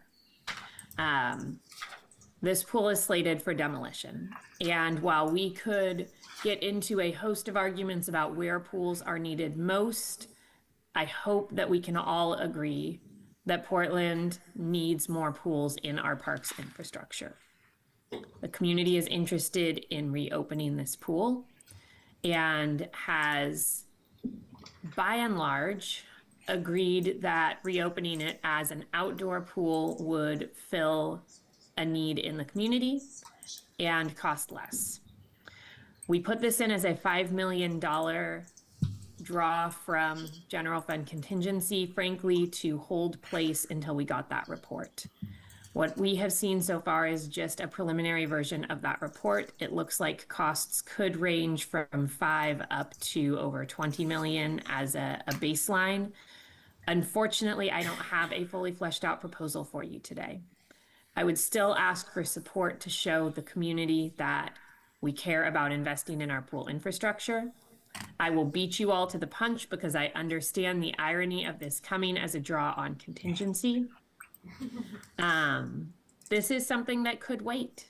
If we kept paying to maintain it, but the mayor was not willing to continue with those costs.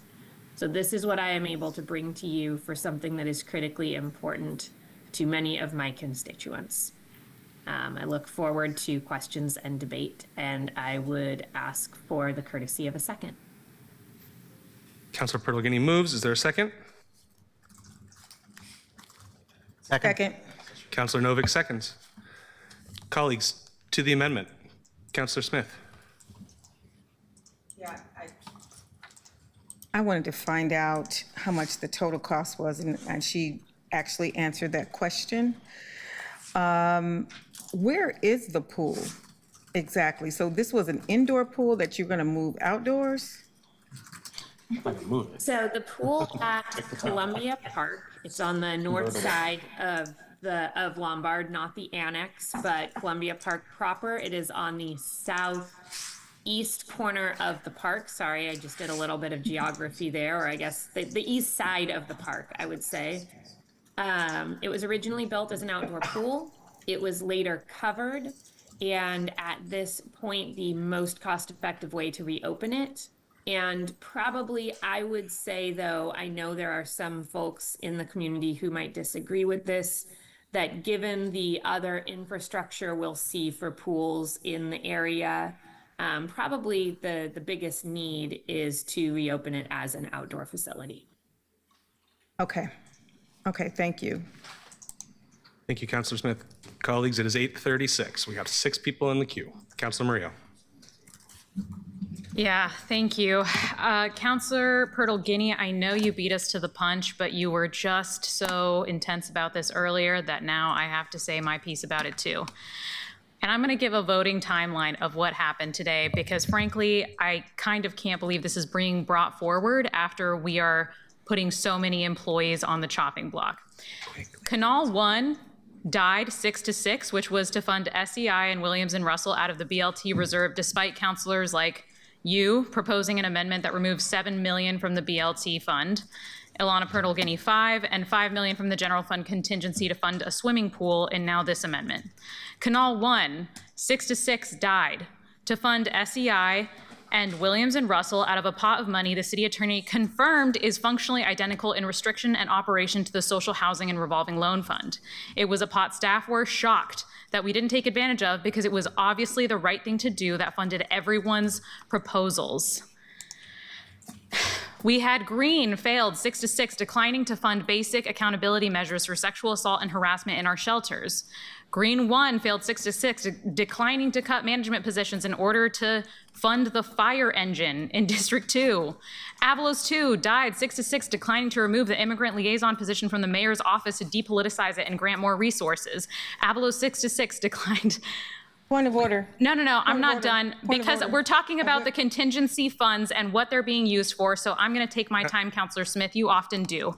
Avalos 1, 6-6 failed to remove PSEF funds from PMO, which was used for sweeps. So today we have heard a lot of concerns about the utilization of both the BLT and the general fund contingencies, which based on the dialogue that we just had, I realize most of my colleagues don't even know what the difference is. And that was based on perceived threat to our credit rating being downgraded sometime between now and the fall when the mayor or this council will clamor to do any number of things with those funds. And today we've seen members of this council declining to pause a poorly crafted realignment package and pause the layoff of 46 represented positions despite touting their unionist credentials whenever possible. So members of this council have declined to fund housing for SEI and Williams and Russell. Is this germane to the amendment at hand? It is drawing very close to not being germane, Councilor. Okay, I'll get to the end then. If the votes are not there for this, that's okay, we can move on. Yeah, but well, I felt like it was important. I feel like ironically, we're sitting here contemplating the use of $5 million to fund a pool, to fund an inanimate object, the cost of which is $1.7 million more than what it would have cost to prevent the layoffs. A fund that was unacceptable for saving jobs or supporting Black home ownership, unacceptable for real live people who need to pay their rents, feed their families, and address medical needs. So it's pretty wild to me that this council has been rejecting proposals when members of this council continue to misunderstand what general fund contingency is and what the BLT reserves are. So more pools and less union jobs? Okay. I think these are unserious proposals and I will certainly be voting no. Thank you, Councilor Murillo. Councilor Avalos. Yeah, I have to pile on because truly it is very frustrating to lose so many resources in East Portland and to be asked to give $5 million to another pool. How many pools do they have in North Portland? I respect that North Portland needs this. I want us to have this, but when you constantly say that we have to cut East Portland disproportionately, this budget disproportionately cuts East Portland. It cuts the people that work in our parks. It cuts all kinds of things that we need in our district. And we've been lectured all day about contingency and all these other things. Just say what you want to say. Just say that you don't want to support counselors out of some kind of petty thing, because that's what it clearly feels like. So I'm absolutely not supporting this. And I think it's weird that you even brought it up, given everything you lectured us on about today. Thank you, Counselor. Counselor Smith. Thank you. Thank you, Council President. Director Shemansky, could you come up, please? Could you, because I'm concerned right now because the North Portland, are people talking? Excuse me, I have the floor. Excuse me, stop talking. Thank you. Explain to me where the North Portland Aquatic Center is compared to the Columbia. Because isn't that in the same jurisdiction? Because when I first got elected, there was a lot of talk around the Aquatic Center and this Columbia pool. And is the Aquatic Center an indoor? This is going to be a state-of-the-art pool for North Portland, right? Correct. So is it close to the Columbia? I don't know. Tell me what's going on. It's Sonia Shemansky, Parks Bureau. It's pretty close. I don't know that a kid could walk. I think an adult could walk between them. And North Portland Aquatic Center will be large and able to do lots of things year round. And so it'll be like this big thing. That's the next big thing. Okay, is that gonna be done by the Portland Parks Bureau, or is that a private entity? That's a city project. It's a city project, okay. So yeah, I just wanted to know, because there's, you know, by the time we get the money, the $20 million that we need in this report to do this, the Aquatic Center will be up. Am I correct? Hard to say. It will be closer. I think we anticipate that late in calendar year 2030. 2030? Are they building it now? Not building yet. Okay, but that is the plan, to have it up. Okay, so we got competing big pools in North Portland. I like it. That's services. But if we are trying to balance what's going, we don't have that many pools in East Portland at all. So I think we should just take a vote on it. Thank you, Councilor Smith. Thank you. Thank you very much. Colleagues, seeing no one else in the queue, can we please call the roll on Purtle Guinea 3?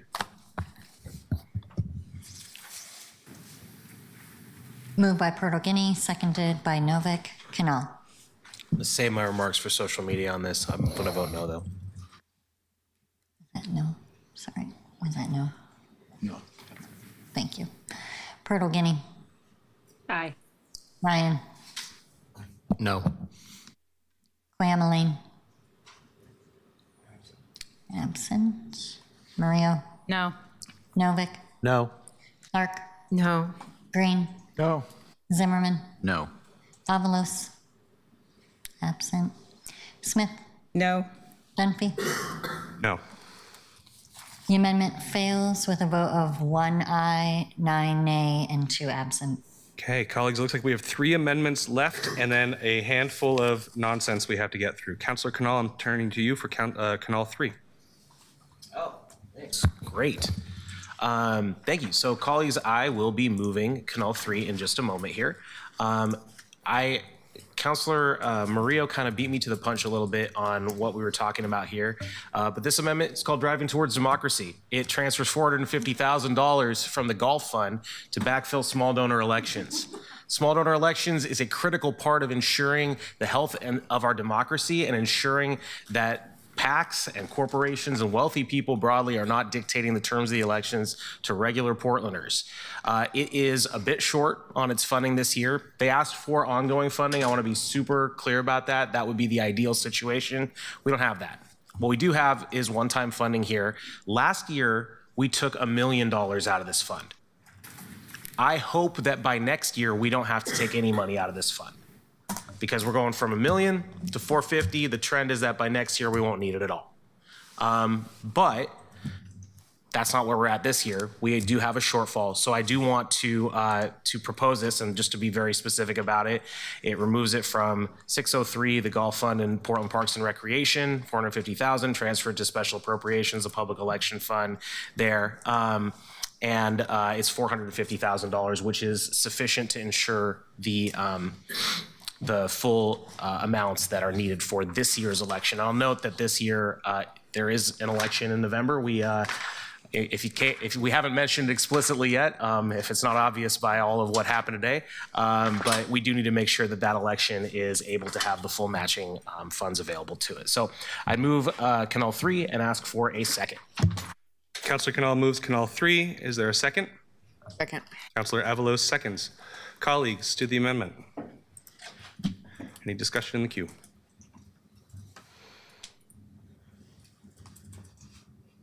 Councillor Zimmerman.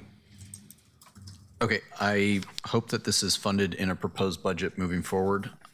As a candidate who is currently in this program, currently running for office, this concerns me to take a vote, so I will be abstaining. The idea of funding a program that I can directly benefit toward in the months currently in election gives me levels of heartburn. So I agree to the points Councillor Canal made, fully funding this program. It needs to be in the proposed budget. And I think for those that are not in it, you guys should do it, but I don't see a way to do this and follow OJEC as far as I can read it. Thank you, Councillor Zimmerman. Councillor Purtle-Guinea. Council President, last year there was conversation about what we would need to do over the course of a few years to ensure this program is fully funded.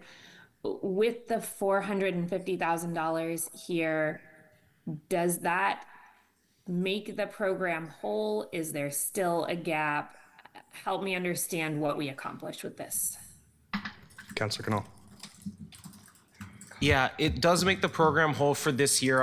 It does not solve our problems for 2028. I want to fully talk about how they prefer to have and when I say they, I mean the Independent Portland Elections Commission had asked for us to make this entire thing ongoing, so to ensure the health of the program in the long run does not assist in that, but it does for this year.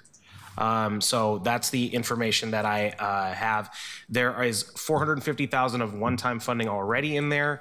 This would make it the $900,000 in addition to a portion which is ongoing. That gets you to the full 2.2 that is necessary for this year's structure.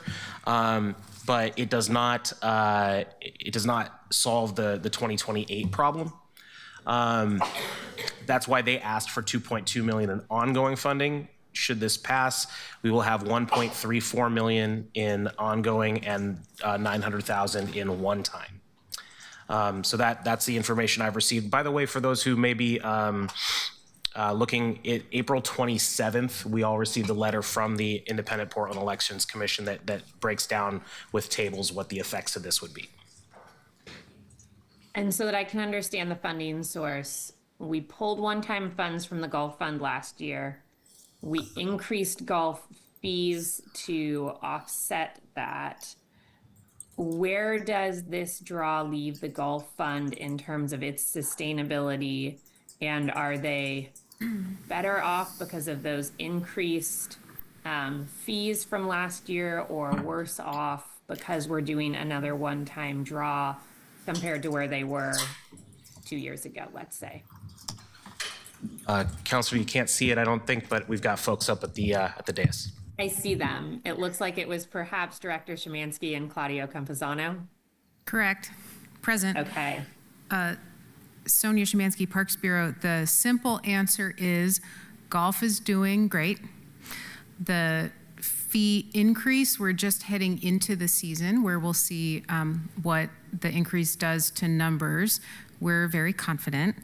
The golf fund is not doing as well. It's at a deficit in the last year of its forecast. This would drive that deficit a bit higher. And that's primarily driven by internal services, cost increases. It's a dynamic citywide. And that about exhausts my knowledge. And I think she. fund is at a deficit, what does that mean in terms of operations of our facilities? Do we need to worry about that? So that is in the 5th year. This is Claudio Campesano, Finance Property Technology Manager for Parks. That is in the 5th year of the forecast. It's a very small deficit, and we anticipate making adjustments in the coming years, and we'll bring those to this council.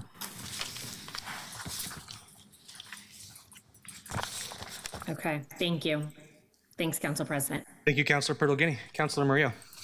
Thank you. I actually had a question for Robert Taylor, so it might have to pause, but I thought we liked pork barrel politics here. That helped us with re-election, so I didn't realize we would have questions about this.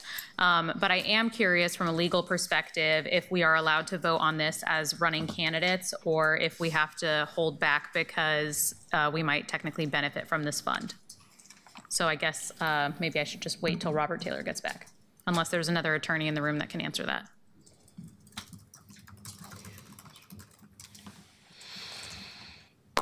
Like it's a Robert question, so I'll just wait till he gets back. Councilor Murillo, we will come right back to you. Councilor Novick. Yeah, I actually wanted to ask, wait a minute, I'm sorry, I was reading the thing. I wanted to ask Robert Taylor whether there's any legal problem with our voting on something on this. Okay. We will wait till Robert Taylor gets back for your question as well. Councilor Green. Pending Robert's response, although I don't know why it would be because we are the Budget Committee and we approve these funds, but I'll let Robert say this. I'll just say that I have been saying all along that I think for those of us making decisions about the volume of resources available for the election system, if that kitty of money is lower than it could be otherwise, then we are privileging the incumbents at the expense of the challengers. And so that's just a really important thing to recognize. And there's a number of people running in District 4 who would love to challenge one of the three of us for a seat. And I want them to have the best shot possible. So I'm supportive of this approach. Of course, we would like to hear from our city attorney on the legality of it, because I think it's an important question.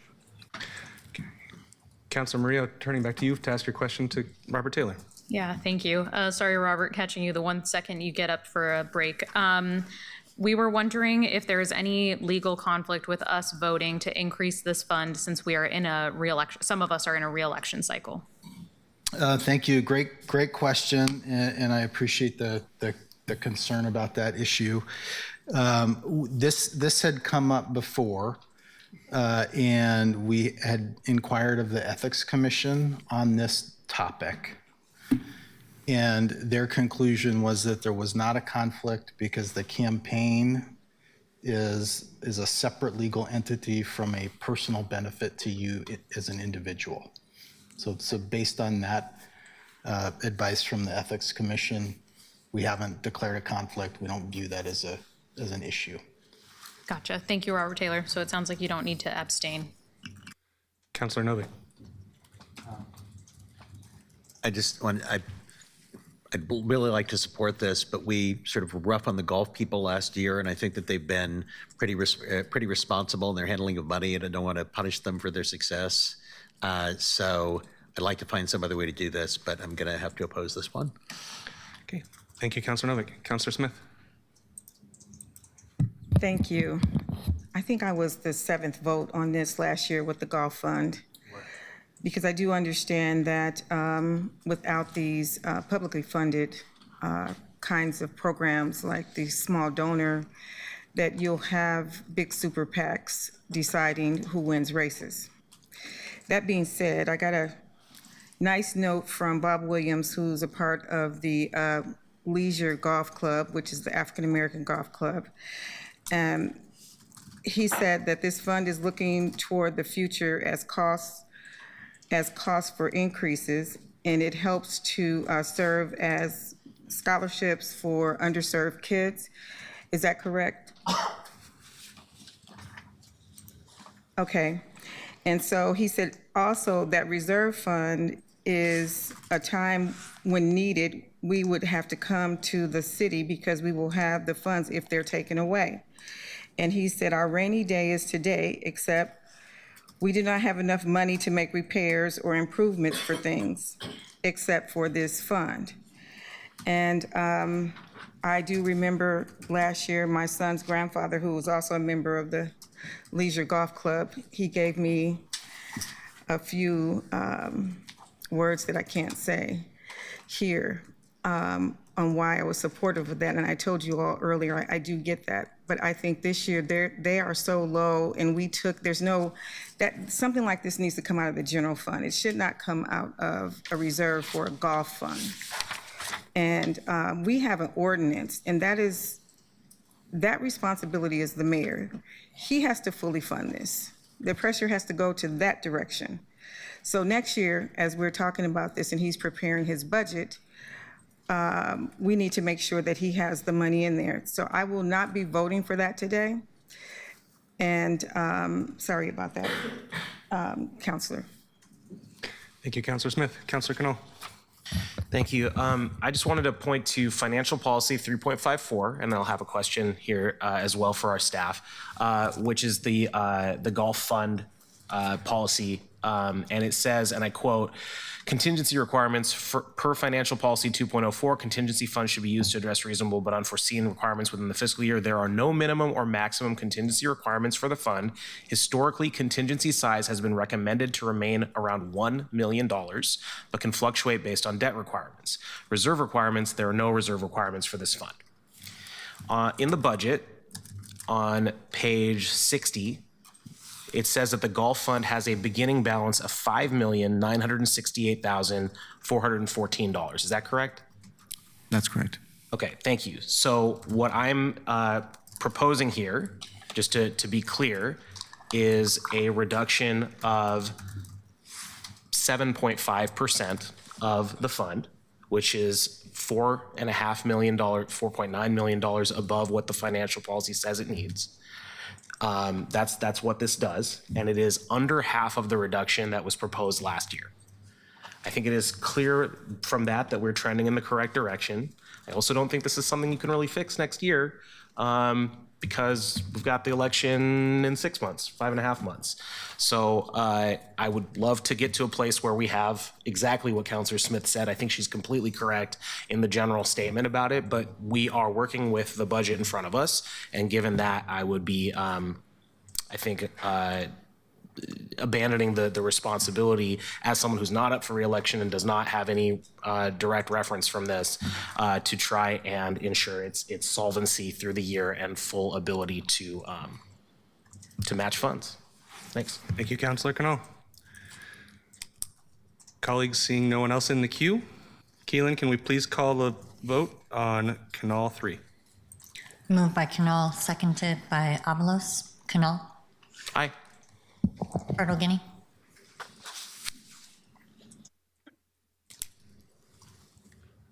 Aye, but colleagues, let's leave this fund be in the future.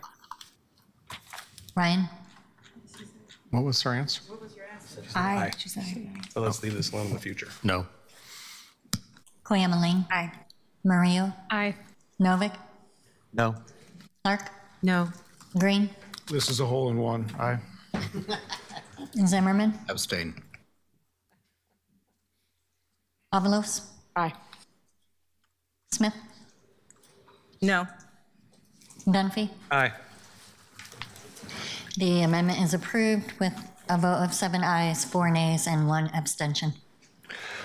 Councilor Koyama-Lane, moving to KL3. All right, let's see how I do.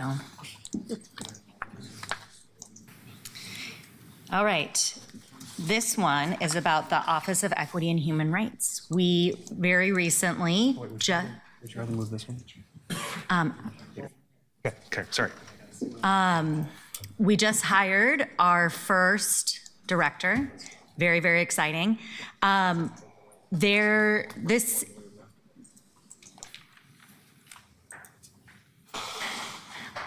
can you come up and explain this? It is getting late. We have our new chief equity officer. We've had many cuts. This adds 4 analysts to OEHR. It feels really important to make sure that this new chief equity officer has the capacity to actually do this work well. It would bring back the Human Rights Commission program offer, which was retired in 2020. Ultimately, it would be up to the discretion of the equity officer to allocate these funds. The mayor's budget adds 14 positions to HR in addition to realigning position, and this amendment is funded by reducing these additions to 10 positions. So it takes 4 and make sure that OEHR will have capacity to do things like process ADA requests, FMLA. HR will still have the capacity to process ADA requests, process FMLA, and provide core HR functions. And the hope is that this can support Title VI civil rights and Title II ADA. I would like to move Koyama Lane 3. Councilor Koyama Lane moves Koyama Lane 3. Is there a second? Second. Councilor Avalos seconds. Colleagues, to the amendment.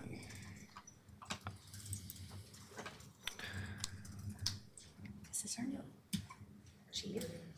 I don't think I'm ready. Okay, seeing no one in the queue,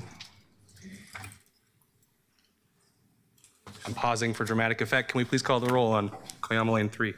Moved by Koyama Lane, seconded by Avalos. Canal. Yes, thank you, Counselor. Purtle Guinea.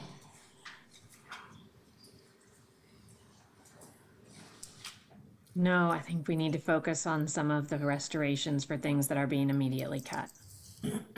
Ryan. No. Koyama Lane. Aye. Murillo.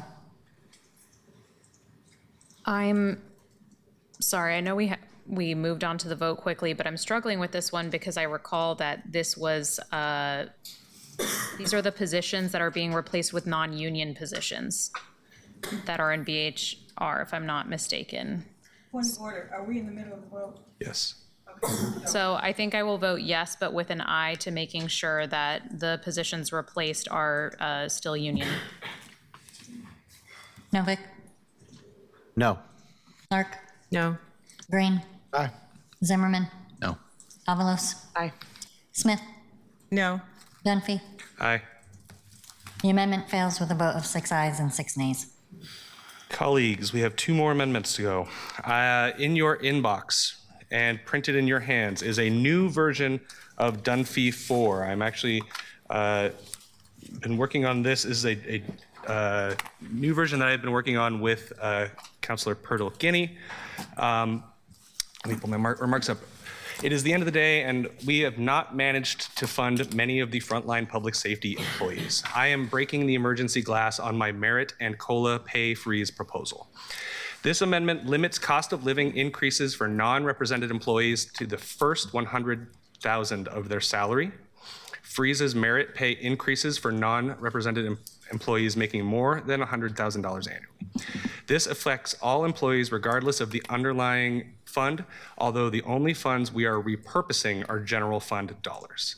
This amendment would allow us to retain the jobs of 5 desk clerks and 1 police administrative support specialist position within PPB, which I believe is on all of the positions eliminated in this budget that are currently filled. It would also restore the at-risk youth outreach coordinator position within parks that I tried to restore earlier today. It also, it puts the additional 5% into the Office of Community-Based Accountability in line with our charter requirements and our general fund overhead contingency. So I move Dunphy 4, and I would welcome a second. Second. Councilor Canal seconds. Thank you. Colleagues, to the amendment. Councilor Novick. Thank you, Mr. President. I was pleased to see that your change to this amendment. I think that it's much easier to support than your previous version, because it would mean that people would still get COLA on the first 100,000 of their salaries, Correct. right? Yes. So I'm interested in the funding mechanism. My problem is that my highest priority, if we're going to add anything back, is to add the rescue 19, which is sort of on the border of our districts. I would like to see if we can work together to come up with a somewhat bigger package that does that, plus buys a number of things you're talking about here. I also want to tell you, maybe you already know this, I've been going back and forth with the Police Bureau and HR about how many police administrative support specialist positions were being cut. I was first told that there were 1. Now it's actually 2. So people are being laid off. So if we're able to work on a package, I'd actually like to restore both of them. Okay. Thank you, Councilor Novick. Vice President Clark. Thank you, Council President. I don't understand the funds for the OCBPA. Yeah. Can you explain that, why that's Absolutely. happening here and now? Yeah, so the Office of the Community-Based Police Accountability is required by charter to have 5% of the total police budget. By adding money back to the police budget in the form of these new positions authorities, that means that the total police budget has grown, and therefore the 5% amount must grow. So that is a $38,055 addition to OCBPA. Thank you for that. I'm also concerned with the same issue that Councilor Novick brought up, as well as the P3s and the other pieces that were in Clark, Ryan, Novick, EPG, and Smith, which was rejected very early in this process. So to me, this is somewhat incomplete. I appreciate what you're trying to do here. Not sure where I'm going on this. Thanks. Thank you very much. Councilor Green. Thank you, Councilor Dunphy. This is a pretty significant departure from where you started, and I think that is a reflection of the tense and somewhat stalematy kind of conversations we've had here over the course of 2 days. So I appreciate your willingness to be nimble and try to just deliver something for, particularly the Portland Police Bureau, which has not had these desk clerks as part of these restorations. And so I think that we should restore this. I think that we should pass this, but I'm actually very interested in the conversation about continuing to find strategies to restore some of these other priorities. There's been a lot of other funding and resource packages that have been floated over the last couple of days that have died and failed. I have a lot of energy, not tonight, but in my tank. It's, if you want to call them reserves, if you will. I've got plenty of those of my own. Are they restricted reserves? They're unrestricted, Counselor. Well, they're restricted in that, I want to, never mind, I'll leave that one alone. So let's just pass this tonight and deliver a win for these areas that have been neglected. And let's continue to do the work in our office that I know we can do to restore some of these other ones. So I hope you guys will support that. Thank you, Councilor Green. Councilor Canal. Thank you. Yes. So I just want to take a chance. While it was uncharterial, I do think that there are some really important things that we were trying to restore, that colleagues were trying to restore in the previously mentioned amendment there. And I'll just note it had the chat program, which was restored, the funding there, the Station 22 fire engine, which was restored. We do have a few things that are left in there, one of which is the precinct staffers.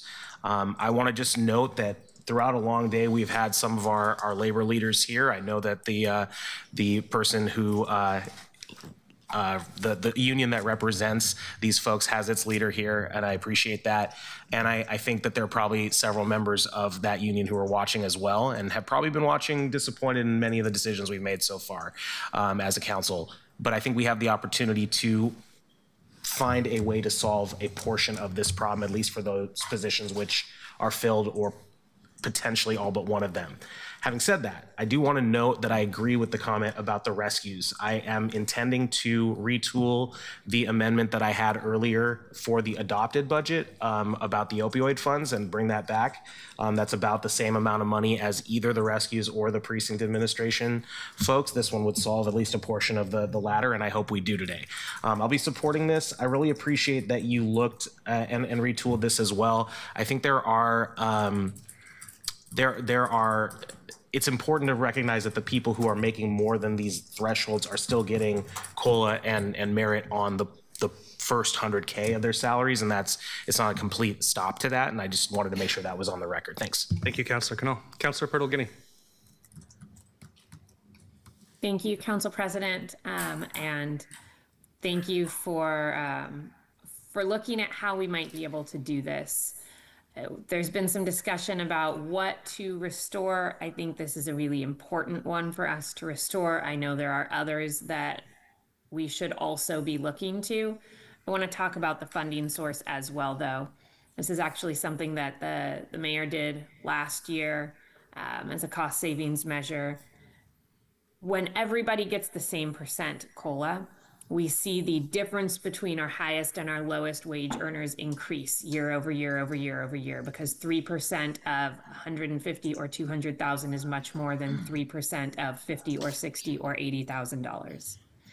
When we allow no COLAs, though, for folks who are our higher wage earners, we see compression, and we see a disincentive for people to take on larger and larger roles within the city. A move like this allows us to avoid both of those pitfalls. And so I appreciate, Councilor Dunphy, your openness to thinking about this different approach, because I actually think that it is not only a means to fund some very important work at our city, but also a smart thing to do every now and then to make sure that we don't border on compression, but we also don't let that wage gap get much larger. Thank you. Thank you so much, Councilor Purtle-Guinea. Councilor Smith, Mayor Wilson, I will come back to you. Councilor Smith. Let Mayor Wilson go. He's before me. Okay, I'll acknowledge. I'm extending a courtesy to Mayor Wilson. Council President, thank you. I spoke to all of you over this last 3 or 4 months about a mistake I made last year. When I came in, we had inherited a $130 million budget gap. And the first thing I did was start to look at cut lists, cut items, expenses, also stabilizing employee pay.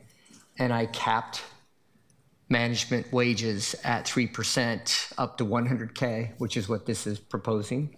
And I removed merit.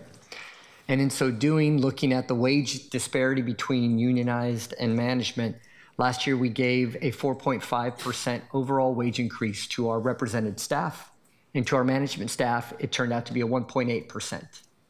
Affordability is affecting us all. And I've spoke to each and every one of you and said, I'm not going to do that again. As mayor, I'm not going to take a particular class, coworker, employee and pay them at a different rate. It's not fair. They did not have anything to do with our fiscal position on where we're at. And I said, we're going to at least very minimum provide COLA to our staff. I didn't determine what level we were going to apply it at. I'm going to say it again.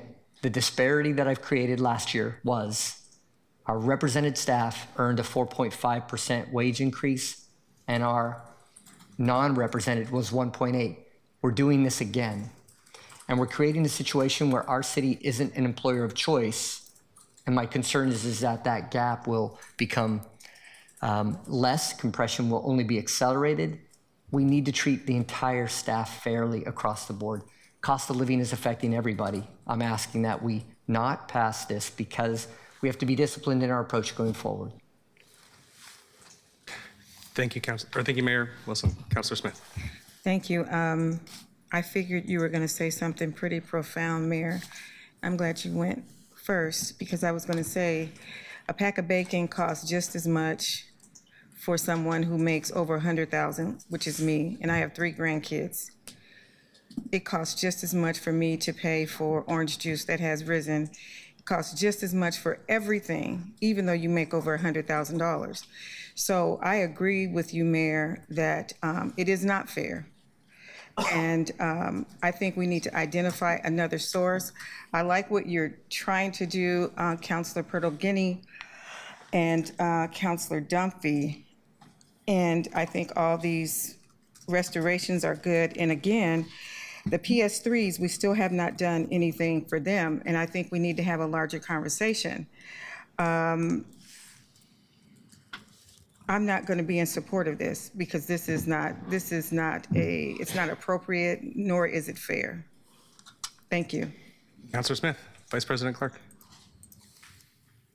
I may have had my question answered by the mayor. I'm just not sure how the merit piece works, how that messes things up. Could somebody help me with that? I don't know, C.A. Lee, or could you help me understand that? We'll have HR come up. Good evening, councilors. For the record, Ron Zito, HR Director. Merit is an approach to awarding pay for performance for our non-represented staff. Over a number of years, we've converted to a focal point system where we award a merit increase on July 1st of each year, along with COLA. Over the past number of years, that merit has been withheld. Last year, as you heard from the mayor, as well as a number of years ago in 2020. We have not established a merit budget this year yet to announce to staff, and so I myself am listening to the conversation a bit confused on how we would move forward with any sort of merit this year. Well, that's helpful. I feel like this is, well, I'm very interested in the desk clerks, and I had an amendment along with a bunch of us to restore that cut and to restore the P3s and other pieces in PPB, as well as the rescue. I feel like this is punitive, and probably not going to support it. Thank you, Vice President Clark. Councilor Avalos. Yeah. I think what I'm feeling right now is that I'm frustrated that these positions were even put up in the first place. The Police Bureau has an enormous budget, and the fact that the thing that was put up was these desk clerks that are frontline to our communities, especially in East Portland at the East Precinct, it's just really frustrating. There are so many unfilled positions in the Police Bureau that they could have drawn from. There's so many pots that they could have drawn from. So I don't love this. The only reason I'm supporting it and plan to support it is because I want to make sure that the East Precinct has what they need. But at the same time, I don't love this. And I'm doing this very, very reluctantly. And honestly, the way that this has all gone today, I'm not eager to put more money into police when we couldn't even put any money for immigrants. We couldn't even save East Portland Park's positions. This just feels gross to me because I'm just exhausted by these last 2 days and hearing everybody's arguments and what they clearly care about, and it's not the community that I care about. So I'm doing this simply as a favor, but I want to say it on the record, I don't want to do it. And honestly, the whole budget at this point, I'm probably not even going to vote for. So, thank you, Councilor Avalos. Councilor Canal. Yeah, thank you. I look at these. I look at our budget conversations a little bit differently, I think, than some of my colleagues. And what I mean by that is, I think that there are a lot of people who think that adding money to a bureau sends a signal, and taking money from a bureau sends a signal. And that might be true for folks who are just reading headlines. I think I look at the work specifically. And so, there are some of our bureaus, Parks is probably the best example of this, do 50 things. You can add money to Parks. It doesn't necessarily mean you're adding money to the things that people think of when they think Portland Parks and Recreation. And that's the case for many of our bureaus, I have to say. When I look at this particular one, I'm looking at what's the work that we want to try and fund. I think that we've talked a bit about the funding source, so I won't go into that. But in terms of the folks who are frontline, I really appreciate that clarification, that point from Councilor Avalos, and not just at the East Precinct, but that's included, but the North Precinct as well. And I'll note that the proposed cut did not take anything from the Central Precinct. And so I want to just try to close that gap and make our parts of the city get the same level of service when they walk into a police bureau, precinct, and right at that first interaction. Additionally, I think that there's a really important point that Councilor Clark brings up a lot about cuts that are penny wise and pound foolish. And when you don't, the natural human inclination when you are the closest desk to the unstaffed front desk is to go and try to respond if someone comes in. And the person who's going to be there is probably either going to be unstaffed, which is bad, or it's going to be an armed police officer, which is not necessarily a bad outcome, just an expensive one. And so staffing up these positions also has the impact of saving us money. I've had the ability to meet a couple of these folks, not necessarily the ones who are up on the affected employees list, but folks who work at the front desk in the past and since coming into office. And I think that it's a role that might appear purely administrative, but isn't. It's a role that has an impact in terms of customer service, in terms of engagement, in terms of just making sure that nobody's coming to, okay, maybe not nobody, almost nobody is walking into a police precinct on a good normal day, right? So in that situation, you want someone who is going to be that first line of communication, that first point of contact, to be prepared to do that, to be able to do it in a trauma-informed way, and these folks do.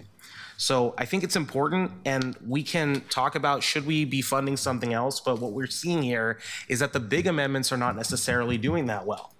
So here we are coming back with another one. And like I said, we funded the St. John's Fire Engine. Thank you, colleagues, for that. We funded the chat program. Thank you, colleagues, for that. And now we're here on the next one. That doesn't mean that it's the only one. It doesn't mean that it's the last one.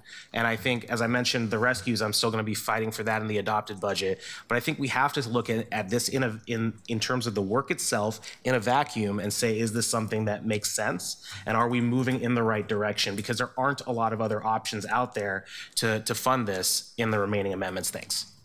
Thank you, Councilor Canal. Councilor Ryan, last word. Okay, thank you, President Dunphy. This has improved. I've heard from a few colleagues that we could probably bring something, excuse me, to the adopted, and I will be bringing an amendment to the adopted budget, before the adopted budget, to bring back the desk clerks at the precincts. I can't imagine going to the monthly meetings that I attend there and other times when I show up for community meetings to not have a person welcoming constituents at the precinct offices at both North and East Portland. Thanks. Thank you, Councilor Ryan. Seeing no one else in the queue, Keelan, can we please call the roll on Dunphy 4? Moved by Dunphy, seconded by Canal. Canal. Aye. Portal-Guinea. Aye. Ryan. Yeah, no for now. Look forward to an amendment. Koyama Lane. Aye. Murillo. Aye. I said aye. Novick. No, for reasons previously stated. I do want to say that one thing I like about this amendment is it actually adds to general fund unrestricted contingency. Clark. No. Green. Aye. Zimmerman. No. Avalos. Reluctantly, yes. Smith. No. Dunphy. Aye. The amendment is approved with a vote of 7 ayes and 5 nays. Thank you, colleagues. We have one more amendment. Councilor Koyama Lane. Thank you, Council President, and thank you, colleagues, for your patience this evening with me. I'm not going to move Koyama Lane 4 anymore, and will figure it out and use my office budget to make sure that that Tribal Nation Summit is funded. And I actually have a revised amendment TKL 6 regarding the Montevilla Park Shelter here on paper, and there's a copy in your email inbox. Thank you to CBO and my team for making that quick fix. The revised proposal is clear that the funds for the project are from the Parks Local Option Levy Fund. I'm very proud to have the support of County Commissioner Julie Brim-Edwards and also Representative Thuy Tran for this. My hope is that we've debated this enough and we can move straight to a vote. I would like to move the revised version of Koyama Lane 6. Councilor Koyama Lane moves revised version of Koyama Lane 6. Is there a second? Second. Councilor Green seconds. Colleagues, to the new Koyama Lane 6, any discussion?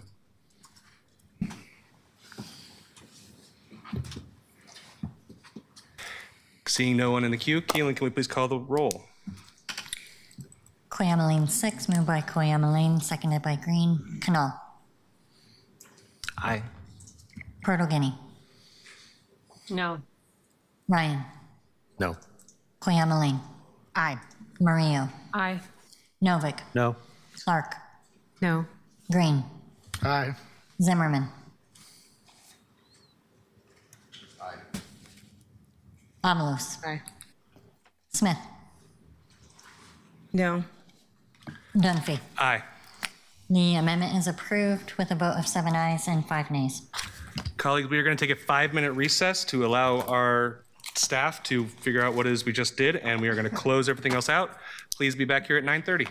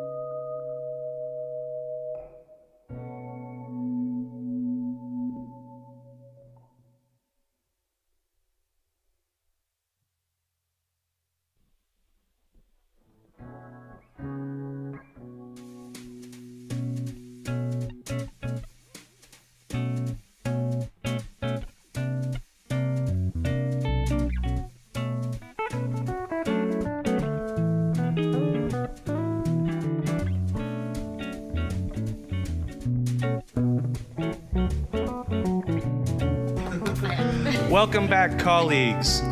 Colleagues, before we start, I'd like to let you all know that I am going to be abstaining from the next two votes because of the funding that was added for Leach Botanical Garden. As I announced at the beginning, my wife works for Leach Botanical Garden, and so I am abstaining from the next two votes. But we have to vote to approve the changes our individual floor amendments have made to attachments B and C of the memo associated with the budget. This has the effect of incorporating all of the changes so that the approved budget, which we will vote on next, reflects our amendments. May I have a motion to approve the changes to the attachments? So moved. Second. Councilor Green moves, Councilor Canal seconds. Keelan, will you please call the roll on the package of amendments and changes to attachments B and C?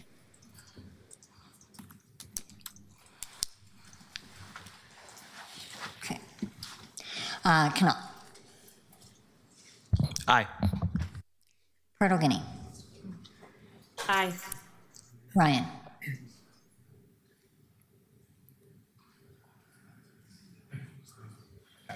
I just enjoyed watching Robert Taylor go like this to me. Thank you, Robert. Sorry I'm late.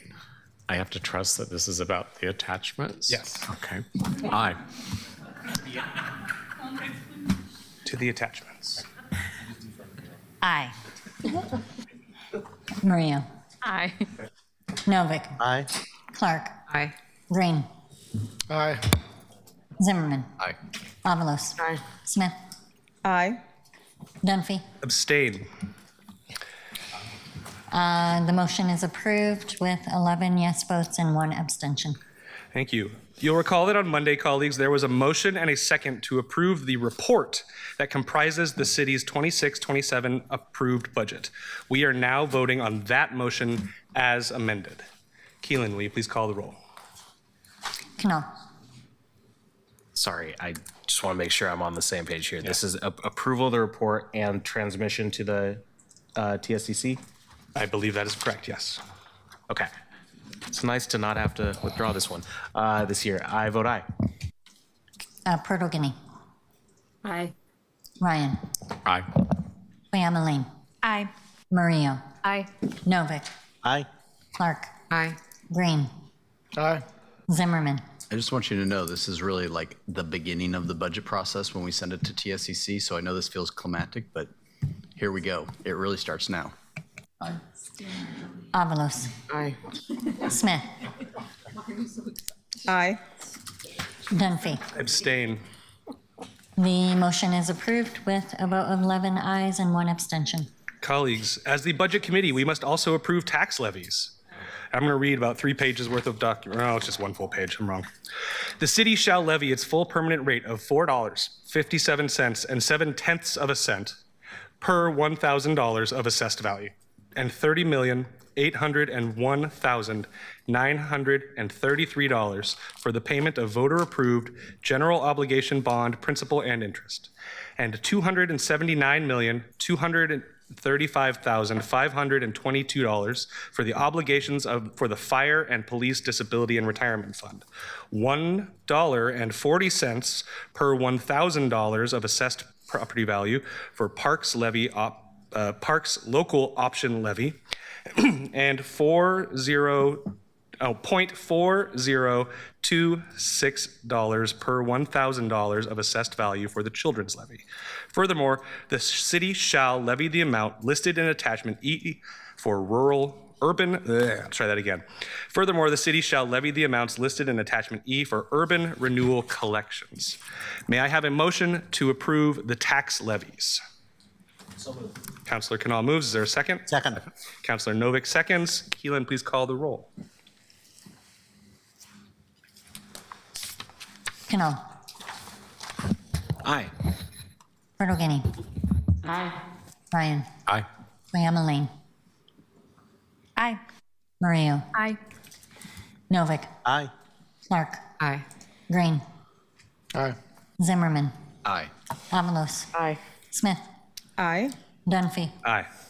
The motion is approved with 12 aye votes. Colleagues, do not get excited by this next sentence. I now adjourn this meeting of the City of Portland Budget Committee, and I reconvene from recess the Portland City Council. We are now in consideration of item 8. And guess what? I now recess this meeting of the Portland City Council and reconvene from recess the Prosper Portland Budget Committee. Keelan, can you please call the roll? Canal. We have to approve the Budget Committee for Prosper Portland now. We are doing an attendance roll, not a vote. Just seeing if you're here for the Budget Committee of Prosper. I can confirm a quorum's present. We don't need Okay, to call thank the you, roll. Thank you, City Attorney. At this time, there is a motion on the table to approve the report that comprises the Prosper Portland budget as amended. Budget Director Levine, is there any further action needed to reconcile the Prosper Portland budget to the City of Portland budget? No. Okay. Keelan, please call the roll. Canal. Aye. Purtle Guinea. Aye. Ryan. Aye. Quayama Aye. Murillo. Aye. Novick. Aye. Clark. Aye. Green. Aye. Zimmerman. Aye. Avalos. Aye. Smith. Aye. Aye. The motion is approved with 12 aye votes. Thank you. I now adjourn the meeting of the Prosper Portland Budget Committee and reconvene from recess the Portland City Council.